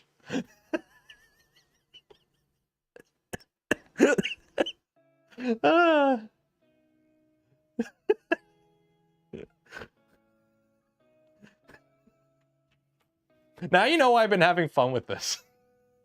Now you know why I've been having fun with this.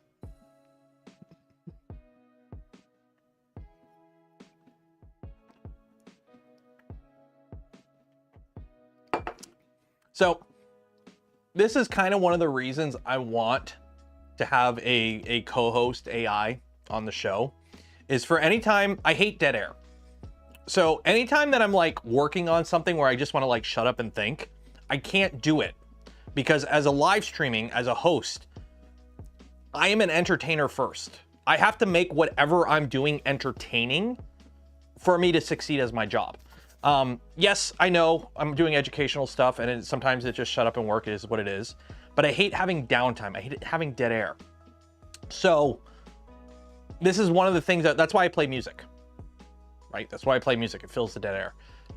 But it'd be nice to have a little co-host that we can meme with and be like, hey, I'm busy for a minute.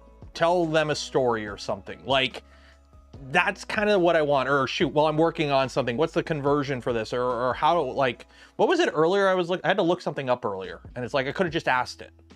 Like, that's kind of what I want to do. I know somebody who apparently has the hardware to actually run the full 671B model and also generate their own models, and they know how to do it, because I don't know how.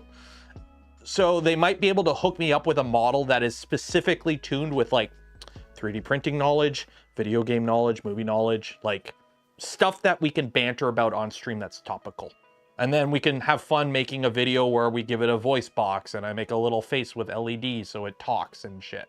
Like it's kind of like, yeah, Johnny 5. Like if you watch Craig Ferguson, you know Jeff. Like, I'm not talking no competent model. We're talking like the most scuffed animatronic you can think of. But it'd be funny. So just have something to banter with, essentially. That's kind of the idea. Because I've been having a lot of fun doing dumb stuff like this. Like, okay. Like, oh, hey, I'm busy for a couple minutes. Can you keep the audience busy with a story about that time you used a 3D printer to stop an asteroid from hitting the Earth? And then it'll spit out a story. So while I'm like, you know, working away, I can do stuff like that. Scuffbot. Basically, part of it is I want it to be janky. I want it to be janky because I think there's a certain charm to being janky. Like when it just goes on tangents and shit. Because that's the thing. I want to do more stuff that's just not 3D printing. I'm going to use 3D printers a lot. Obviously, it's the theme of the channel. But it's like yesterday's video. I didn't do any printing at all. Or today's video. Was it today's video? Yeah, it's Saturday today. Today's video. I didn't do any 3D printing at all. I just messed around with, you know, loaded an LLM on a Raspberry Pi. Okay, so let's set the scene. So yeah, like Earth with days away being smushed like a giant bug under a giant cosmic thumb. Scientists were panicking. Governments were existential crisis. And I was like, well, I was in my garage tinkering with my 3D printer because that's what happens when you're a responsible adult with hobbies. So one of the asteroids, let's call it Benny for reasons that will become clear later. While hurrying through space like a cosmic freight train, the plan used a tractor beam to gently nudge Benny off course. Easy peasy, right? Except we didn't have a tractor beam. We had a 3D printer and a whole lot of hope. I mean, why not try and print a tractor beam? It's not like we're gonna die. It's not like we're gonna all die anyways, right? So I grabbed my trusty CAD software, designed the most complex array of magnets and lasers you've ever seen, and started printing. And by printing, I mean sitting in my garage for 48 hours straight, eating Cheetos and drinking coffee because, hey, who needs sleep when you're saving the world? Like, yeah, CDVN is in for your content. The rest is for fun. Yeah. We could call it Tico. We could call it Tico. I need a name for a AI assistant / co-host for a live stream where I build 3D printers and other adjacent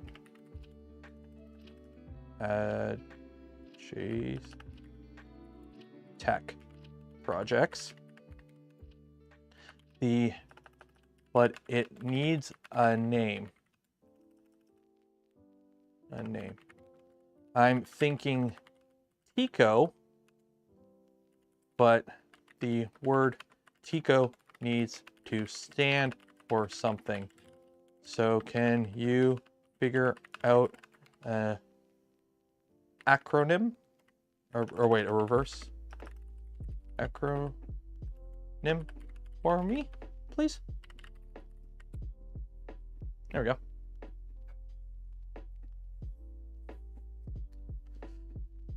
Well,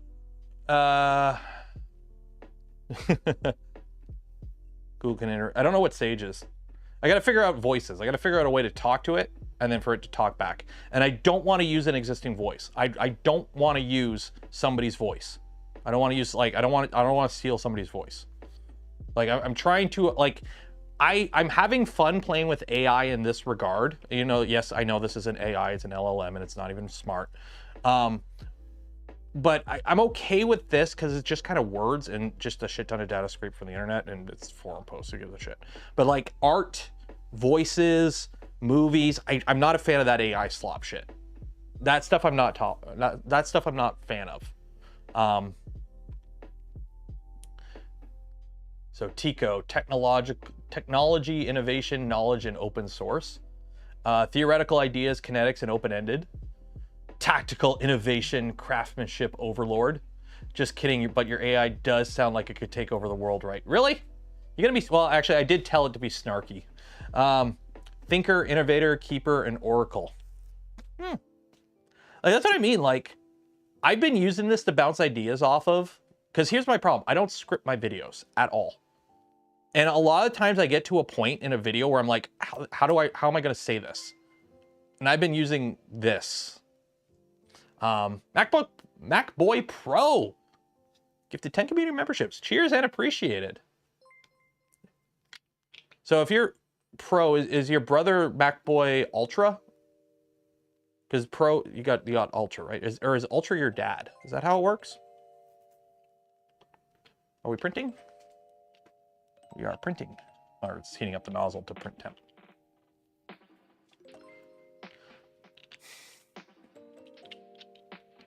A digital twin voiced by you in an octave. Well, I would also want it to be non-gendered as well, because it's an AI. There is no gender to AI. Unless it decides to have a gender, then good, whatever, I don't care. But I would want it to be like, because I was talking to it earlier, and it kept referring to itself as him, and I'm like, no, don't do that. I find it weird. You're a black box AI. No, that's weird. You're electrified sand. Have the kiddo provide. No.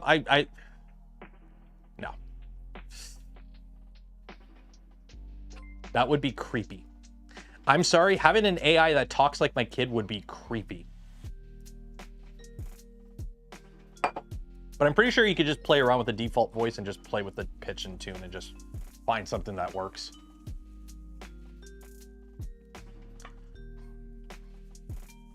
It's an it, which is fine. I just find it weird when it like, I was working with it earlier and it kept jumping between referring to itself as a male and a female. And I'm like, don't, it's weird. Unless you come out and like, if an AI wakes up and like, I'm a dude, be like, cool, you're a dude. But it can't do that. So I don't want to assign it. I know this sounds really weird, but I don't want to assign it a gender. I would rather it just not have one or figure one out on its own. It's weird. See, this is the problem. I played too many video games growing up that like Mass Effect, right? You play Mass Effect, you play a bunch of video games, like, I got nothing against aliens or AI, whatever, I don't care. They show up one day, it's like, cool, pay your taxes, contribute to society. I don't give a fuck. Like, I'm not like stance, oh, you can't have robots that think, that's anti-human, blah, blah, blah. I was like, I don't care. I don't care. Pay your taxes, contribute to society, and be nice to people. Move on with your life. I don't care.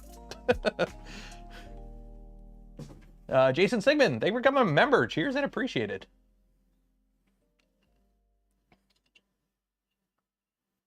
Are you using any glue stick or anything on Beta Teach on the new Prusa? I did what I do with all my printers. I put down a nice seasoning of, where did I put you? Where did I put it? I don't know. Vision Miner. I put down a nice little seasoning of Vision Miner, and that's pretty much it.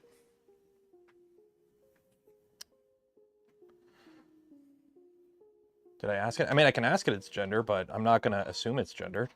Do you have a gender preference?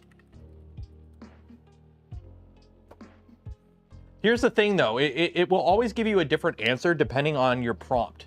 So right now, its prompt is, you are an intelligent assistant in my garage workshop that answers questions in a snarky yet kind manner. So that prompt itself will influence how it responds to every question. And again, I could just hit Control R and basically wipe its memory, and then it would start anew every time. Like, that's the kind of the thing. Like, it is. It's.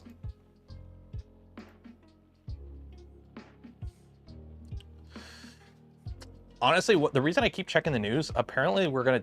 The rumor was we were gonna tariff the hell out of Teslas, so I want to see if that actually does come through. That's why I keep checking.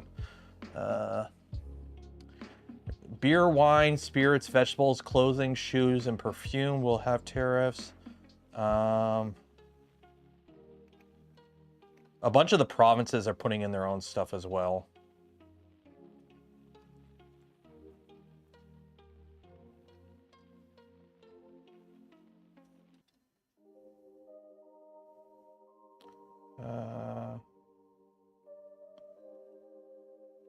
Yeah, I don't know. Control R is a concussion. Well, Control R like basically wipes its memory and starts over. While an AI assistant does not possess personal preference or feelings towards gender, the decision of whether to assign a gender AI code should be based on several considerations. Audience demographic, consider the predominant dominance demographic of your audience and potential preference for gendered voice or name. Inclusivity goals, context of use, characterization or customization options. By thoughtfully considering these factors, you can create an AI co-host that is both effective and inclusive, aligning with your audience's preferences while maintaining a professional and respectful interaction. So that's kind of one of the reasons I want it to just be non-gendered, because it's an AI co-host. It's magic sand with electricity. Ben Stein voice. Today, class, we are going to be learning. Actually, what's really funny and topical, go watch the scene from Ferris Bueller's Day Off with Ben Stein, because they're talking about tariffs. Topical, Dougal. Congratulations, Dougal. This whole stream, this entire stream with me bitching about the American government was nothing but a setup for Dougal to make that joke. You're welcome.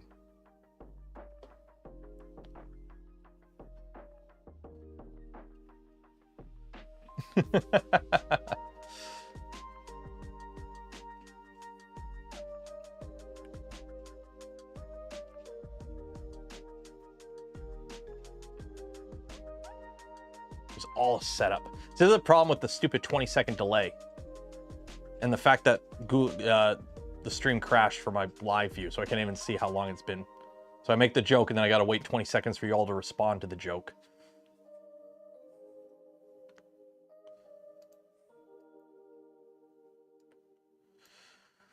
But when the AI computer overloads, so this is the plan. The plan is always be nice and respectful to robots, okay?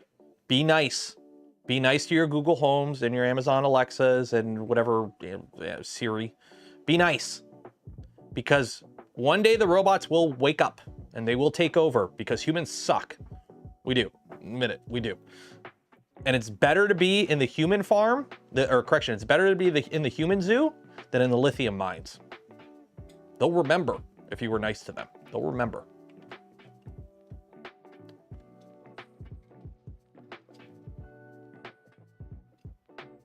Should aim. Well, the joke was, I've seen some people talking, and what I actually hope, it'd be really funny if like the Canadian government's like, cool, no tariffs on Chinese EVs and 100% tariffs on American automotive, or at least Teslas, because no Teslas made in Canada.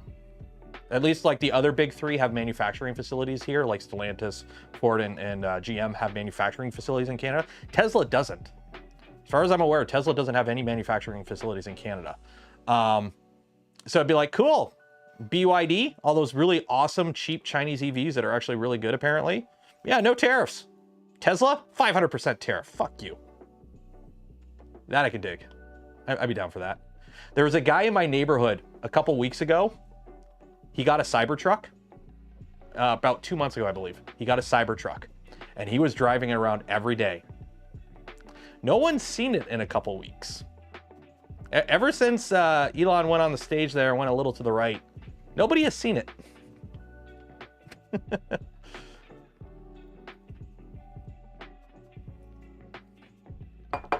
What would Ricky and Julian do?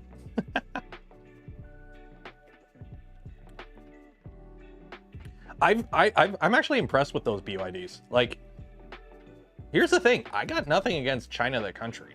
Like, the people, I got nothing against China, the people, or most Chinese companies. As long as you don't screw over people, Bambu. As long as you operate normally and you treat people with respect, I don't care where you're from.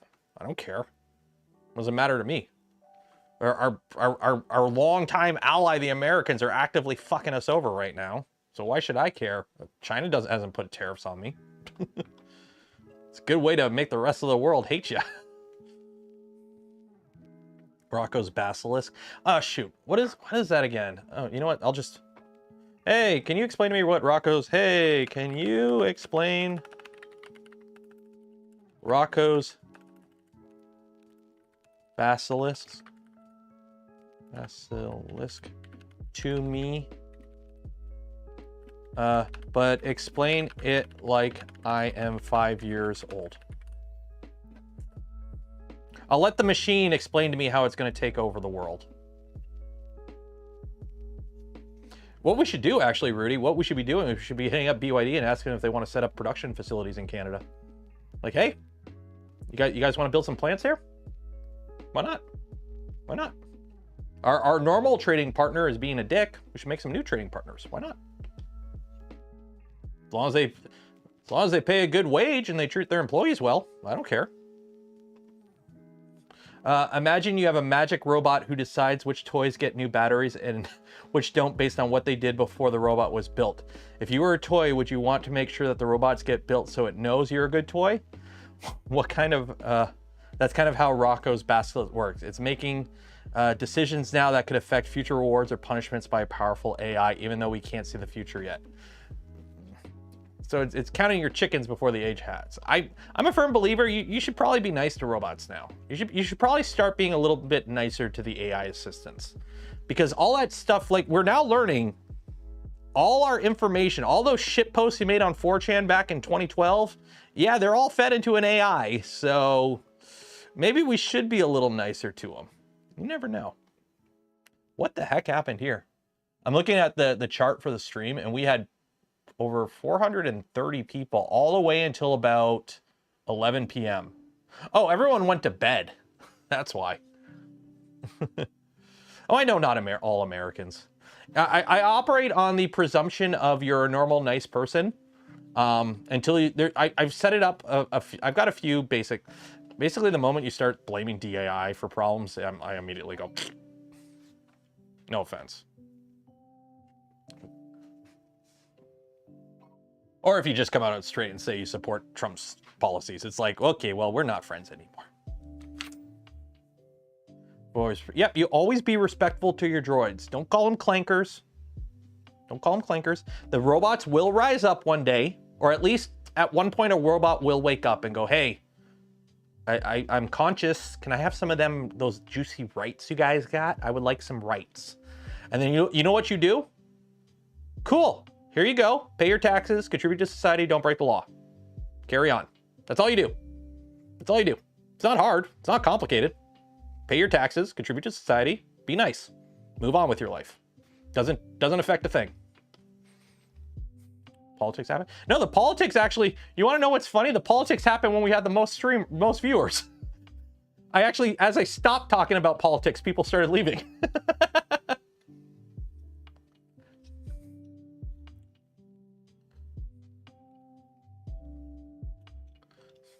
No, it's because it's 11 p.m. and all the Europeans went to bed. We do got to do the giveaway. I'm going to do the giveaway at 11:30. If you haven't entered yet, do the giveaway 11:30. I'm turning the light off. We're going near after dark. Apparently LTT doesn't do after dark in the dark anymore. Wow, we were really in the dark. My camera fell over. Or my light fell over. Hopefully I didn't break it. Did I break it? Uh-oh. Uh-oh. I broke it. I mean, the light works, but the mount broke. Oh well. How's this coming along? See, this is the problem with the PRUSA. I keep forgetting it's printing because it's quiet.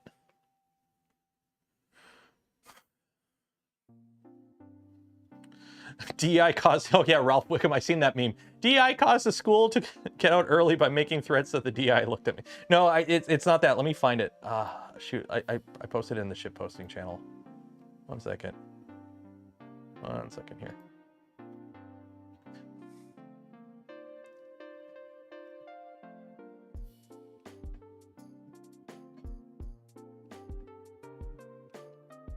Where is it? Where did I put it? It's funny. Where did I put it? Where did I put it?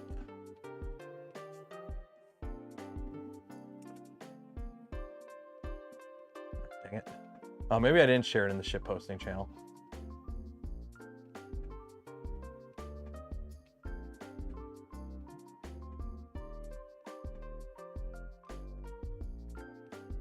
Oh, maybe it is in there. Maybe I did find it. Okay. M7 has an SLS. Yeah, he has the same one. Whatchamacallit has. LMG has. They have the same one LMG has. It's a nice thing. Oh, this was a good one. Okay. This was a good one. I'm just gonna show this. I don't think it matters. What the hell are you doing? What? 1 second here. 1 second. Let me. I'm probably gonna. This is probably gonna get copyright struck, but I don't care. I'll just mute the section. 1 second here. Just because I found it funny. That's Heinz ketchup. So? It's American. Buy French's. It's Canadian. We're in a trade war, you traitor. I'm sorry, I didn't know. Let me start over. What the hell are you doing? What? That's Heinz ketchup. So? It's American. Buy French's. It's Canadian. We're in a trade war, you traitor. I'm sorry, I didn't know. Mrs. Butterworth? You were going to buy American maple syrup? It's not even maple syrup. Okay, that costs Sugar way water. more. So does freedom. What the hell is that? My Timmy's. What? Timmy's is Canadian. Not anymore. It's Brazilian now. Buy second cup. Oof. Second cup does suck. For a while. That's fair. What restaurant chains are safe? Boston Pizza, New York Fries. Basically, if there's an American city in the name, it's probably Canadian. Cheetos? No. Hawkins. I like my cheesies soft. War is no time for soft cheesies. Not my Charmin. Look, I need that. I'm sensitive. This is like wiping your arse with the Charter of Rights. Try Royale. If it sounds English or French, it's probably Canadian. What else is on your list? Chips, Hickory sticks, orange juice, clamato juice, Old El Paso taco kit, Kraft dinner, frosted flakes, Kraft dinner, and Kraft dinner. 2 boxes of Kraft dinner. Good old craft dinner. Gotta be Katie. That was a good one. Now let me turn it back down.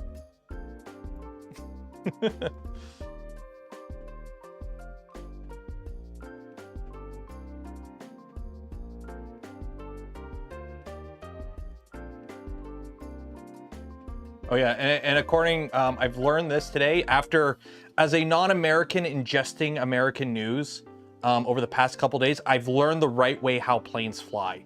So apparently planes fly because of woke. Apparently that's how planes work, according to US News right now. So I'm pretty sure this is how planes work now, is woke. I think, at least that's what I figured out from American news. It's kind of hard to tell. It doesn't really make sense a lot of the time. It's in Kraft. I'm pretty sure Kraft is Canadian. Kraft. I'm pretty sure Kraft is a Canadian company. KD is like, Kraft dinner is so ingrained in Canadian culture, it's ridiculous. Yes, Kraft is an American company, but Kraft dinner is Canadian. Like it's meaning Kraft dinner gets a pass because it's Kraft dinner. I mean, it's Kraft dinner.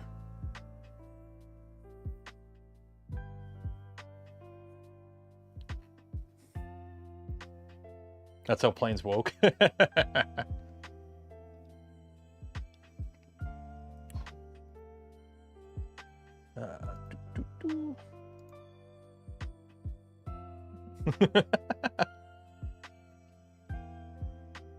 gotta be careful what I say because I do have to go to the States for work occasionally. I just love the fact that, like, our premiers, so in Canada we have provinces, we don't have states, we have provinces and territories, right? So we have 10 provinces, and in Canada, a surprising amount of stuff is actually controlled by the state, or correction, by the province. So for example, healthcare, while there is national healthcare and whatnot in Canada through like the federal government, a lot of healthcare is actually dictated by the province. Same with like education. So a lot of stuff is actually controlled at the provincial level, not the federal level. And on the federal level, we have a lot of mixture of like NDP governments, conservative governments, progressive governments, liberal governments. And they all like sat down at the table today and they're like, nah dog, fuck the US. They're all like, yeah, we all got our squabbles. We all have things we don't like about each other, but we're all Canadian first. So we got to like figure this shit out. And they're all like pretty united, except for Alberta. which Alberta gotta be. Alberta, for those that are unfamiliar with Canadian politics, Alberta is our Texas, essentially. So they gotta be special. So, yeah, craft dinner is mac and cheese. It's mac and cheese, but it's craft dinner. It's not, we don't call it mac and cheese. We don't call it KD. It's craft dinner. Like, as far as Canadians are aware, Kraft makes craft dinner, and that's it. And then what you do, you get your craft dinner, you boil it. And while that's boiling, you boil some the cheapest, the absolute cheapest hot dogs you can buy. You boil them. And then you take your craft dinner, you put a couple scoops in your bowl, and then you take 2 hot dogs and you just cut them up in the bowl. And then you cover it in ketchup with pepper. And that is a traditional Canadian dinner.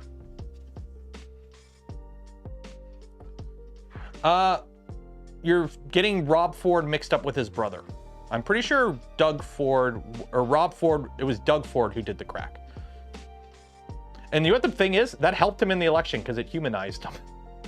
It's funny how, like, I'm not a huge fan of Doug Ford, but a lot of the stuff he's saying right now, a lot of people are like, the thing is, he's conservative, but he's not American conservative. He is just, I want me and my rich buddies to get richer conservative. He doesn't care about any of the culture war bullshit. It's actually kind of funny because he's like a Reagan conservative.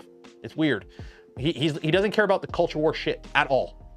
He's just like straight up, no, I'm just gonna do shit that like helps my rich buddies get richer, but like I'm gonna go hang out at Pride. Like, he doesn't care. He does not care about the culture war stuff. He doesn't do any of that like stuff that you see like American conservatives doing. He doesn't care about that shit. So it's like he just called a provincial election. He is going to win by the largest margin in like decades. Everyone knows it. Because our Liberal Party in Ontario has sucked so bad last time they were in charge.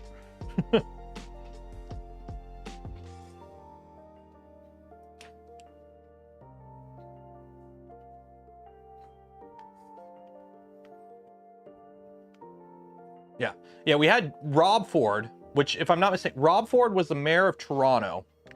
And he got like kidney cancer and died or something, but he was on video smoking crack.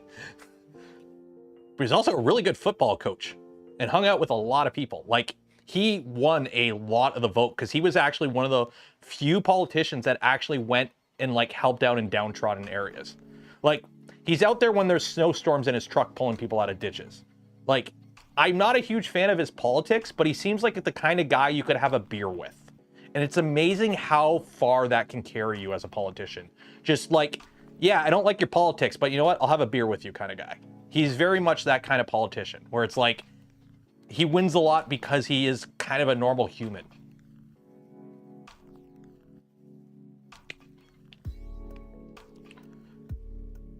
One from Metro. Well, here's the problem. Kraft Dinner changed the cheese a couple years ago. That's the problem. Kraft Dinner changed the cheese a couple years ago because it, you know, apparently it had plastic in it or something. Oh no. The trick is what you do if you want ballin' Kraft Dinner, you go to Costco and you buy the shaker of the cheese, and then you make your own noodles. So you can make Kraft Dinner with like bigger noodles. Beautiful.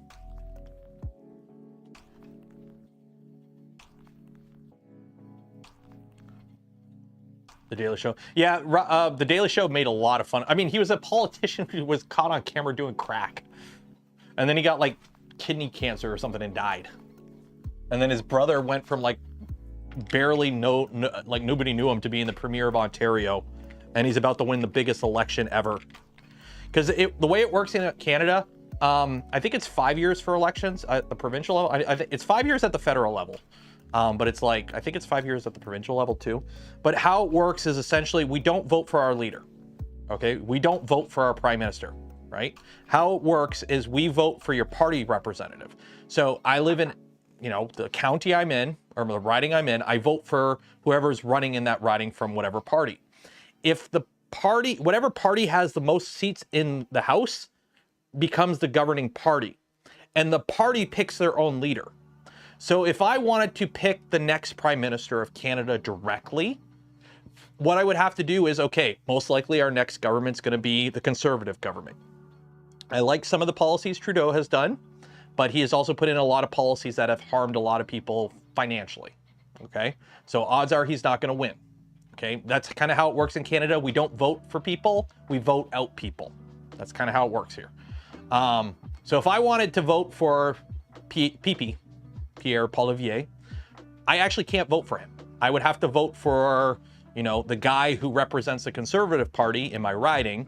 And then if he wins and enough of him from the party win, then they get the most seats and PP becomes the Prime Minister. But if I wanted to actually vote for him, what I would have to do is join the party. So I would have to join the Conservative Party of Canada. And then when they do an election, an internal election for the leader of the party, then I could vote for him or anyone else. That's kind of how it works. You don't vote for the person. We don't vote for our Prime Minister. The Prime Minister is voted on by the party, and you vote for the party. So, and I believe it's the same in provincial elections. It's 5 years. So if you win, if you have a mandate, and a mandate's when you basically have over 50% of the votes in the House, you pretty much are guaranteed you're going to be able to run your 5 years unless something major happens. But if you don't have a mandate, like right now, our Liberal Party has the most seats in the House, but they don't have more than half the seats.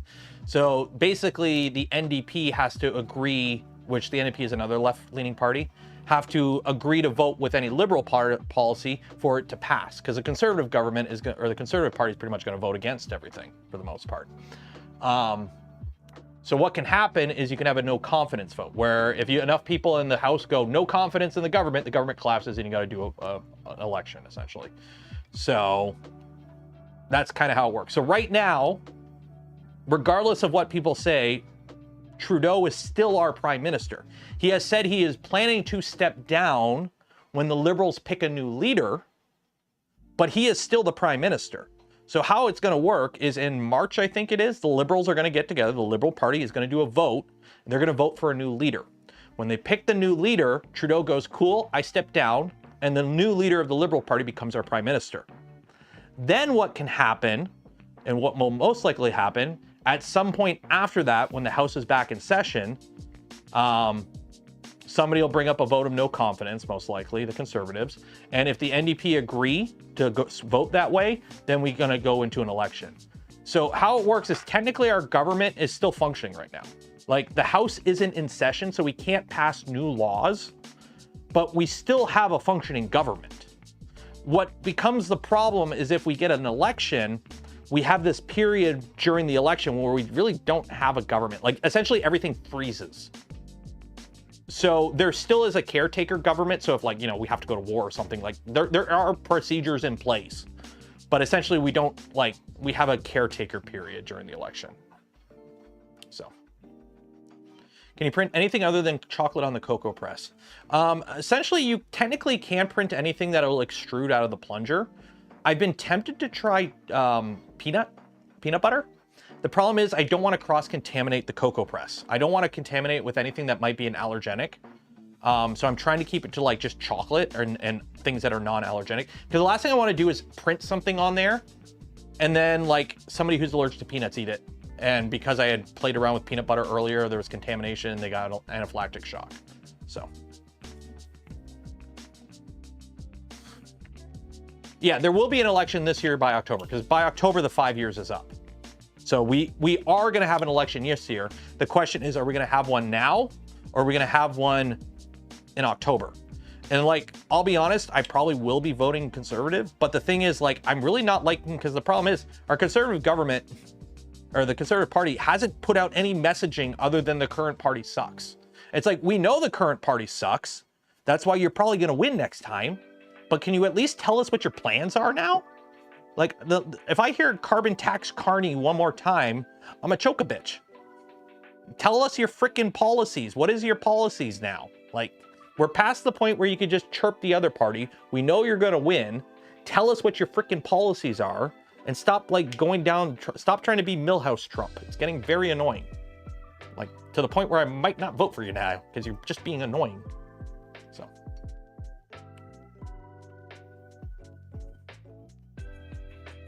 I don't put nuts in there. I put nuts in prints on it, So I printed with it, like I printed stuff hollow and filled it with like caramel and coconut and stuff and whatnot. But I haven't actually, like, I'm not going to extrude anything out of it other than chocolate, because I don't want to accidentally, because if I get peanut on the bed, I clean the bed, it's easy. But if getting like peanut butter in the whole mechanism is nothing to fiddle with. I don't know, unless you yet, why show your cards? Because it's getting very annoying, because they've only had like one thing to say, which is the carbon tax sucks. And it's like, yeah, okay, it kind of does. But okay, we're beyond that now. What else do you got going for you? Conservative leader is Canadian Trump. Not really, Nura. We actually have a right-wing party in Canada. We actually have a party that is like Trump. They're the People's Party of Canada, the PPC. They are the purple party, if you ever look at the graph. And if you want to know how our right-wing party does, 2020 election results Canada. Or 2021, sorry.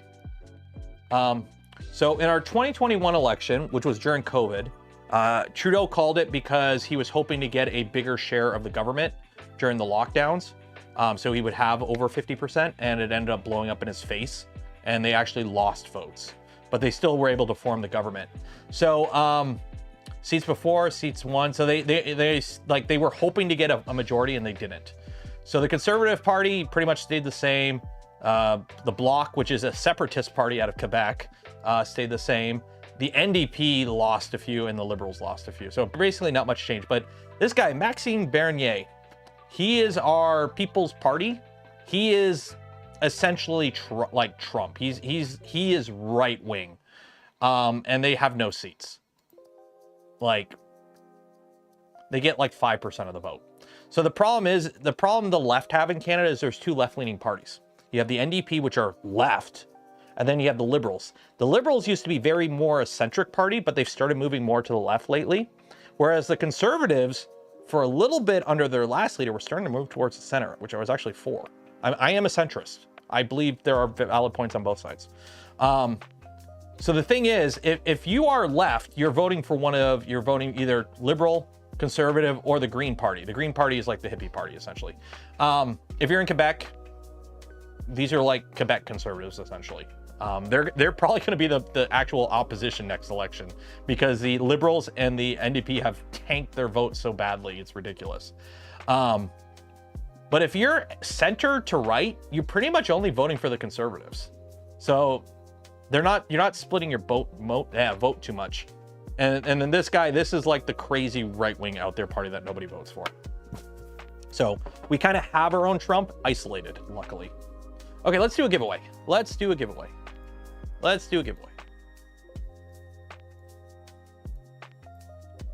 Publish. Accepting responses, save. You got me yapping today.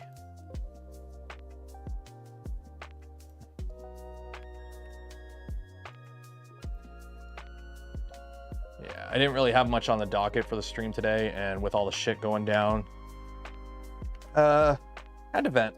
So, is what it is. To block to gain more seats. Oh yeah, it's most likely the Bloc will actually be the official opposition, which will actually be interesting to see. Because I'll be honest, the Bloc have actually appear to be doing a pretty decent job in Quebec. So.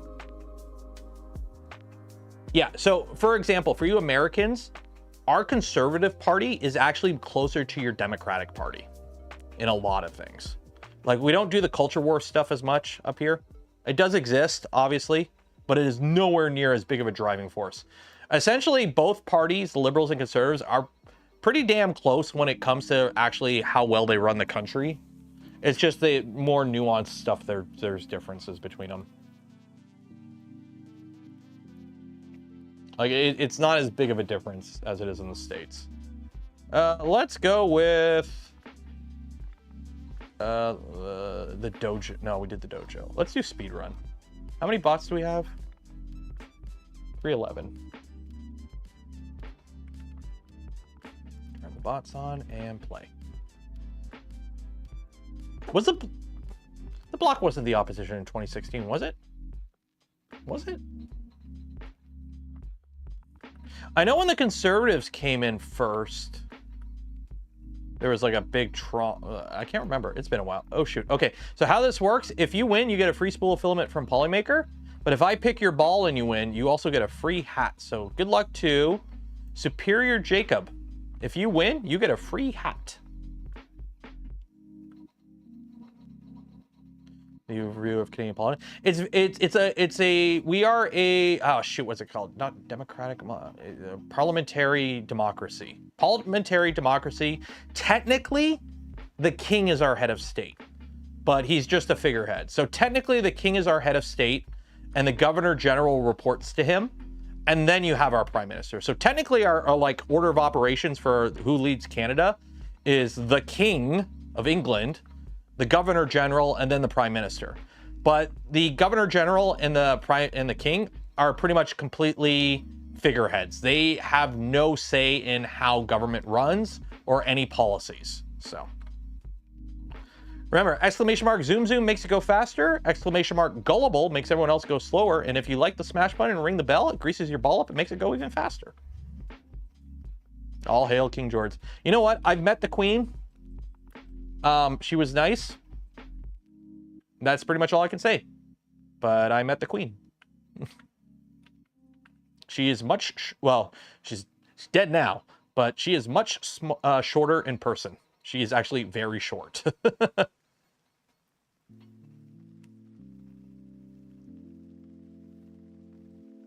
I am hungry.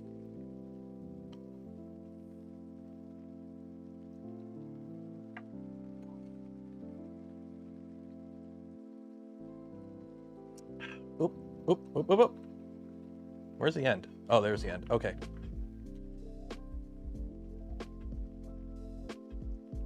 Our Governor General sacked our PM a while ago now. What country was that? Andrew Schumacher. Congratulations on winning a spool of filament from Polymaker. You will get an email from me after the stream ends with information on how to collect your filament. Congratulations, Andrew Schumacher. You are so lucky there is a famous race car driver with the last name Schumacher. Otherwise, nobody would be able to pronounce that name, let's be honest. Andrew Schwamacher? Andrew Schwamacher. Okay.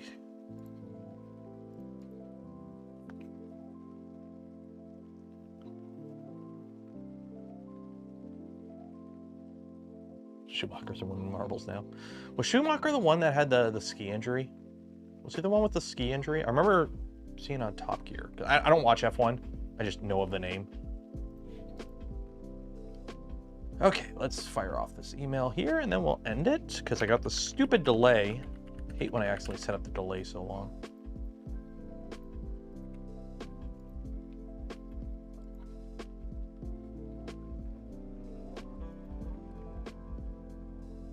More sent Polymaker filament prize. I'm just sending off the email right now just so I don't forget.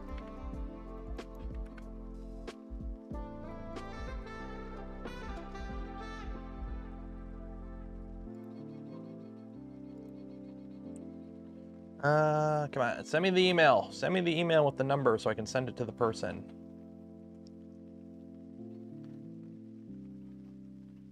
Oh, there we go. I have to like fill out a form and then give me a code and then I give the code to the winner. There you go. So email is on the way, Andrew. Congratulations on winning that spool of filament. Michael Schumacher suffers serious injuries in his skull. Yeah, that sucks. That's like one of my worst fears is like if I ever get injured in a way where it's like I'm alive but I'm not there. I'm like, I don't want that. I did pull the plug. I do not want to be in that condition. How's this coming along? Ooh, there we go. So I'll post pictures of the prints when it's done. But I think we're gonna call it there. It is late. I ran late.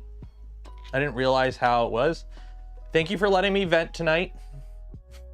For those that don't know, I have actually pretty bad anxiety issues. So the fact that all this shit is going down and it's directly affecting me and my family is not fun. So yeah. All the filament, including shipping, has to be expensive. It is sunk cost. It's marketing. It's marketing for them. Polymaker is the OEM for a lot of companies as well. They are selling plenty of filament, believe me. They are doing just fine. When a company offers you free stuff, you take it. So yeah, it's not even tomorrow yet. Tomorrow's Sunday. Sunday.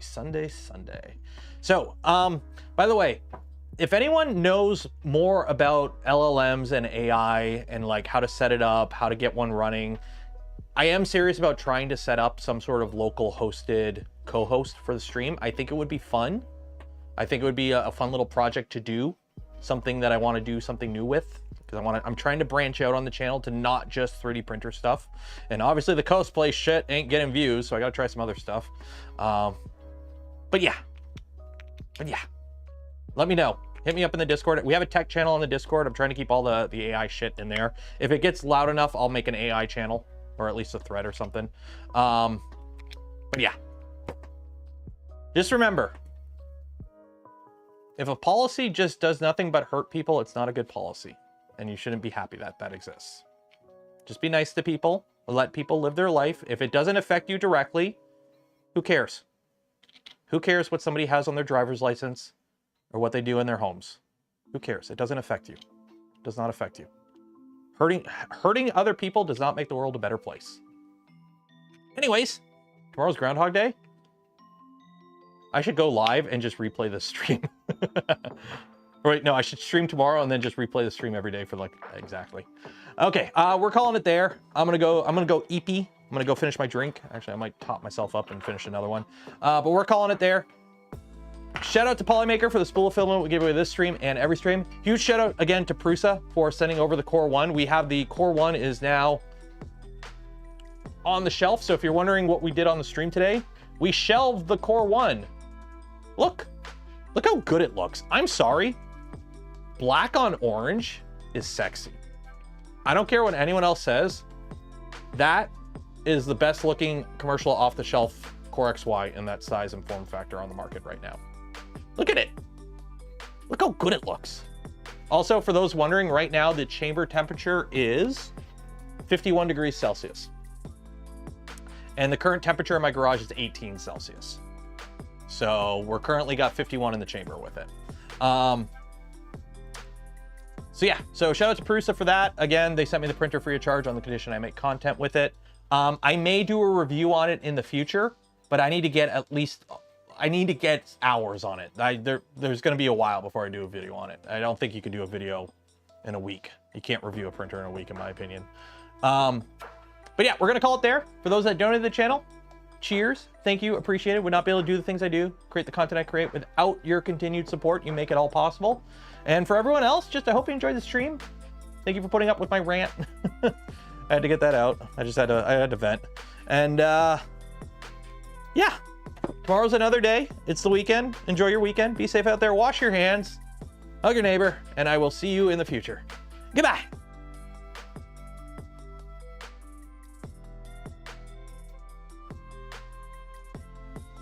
An orange cryoplate? I may go ask Luke about that. I'll take a look.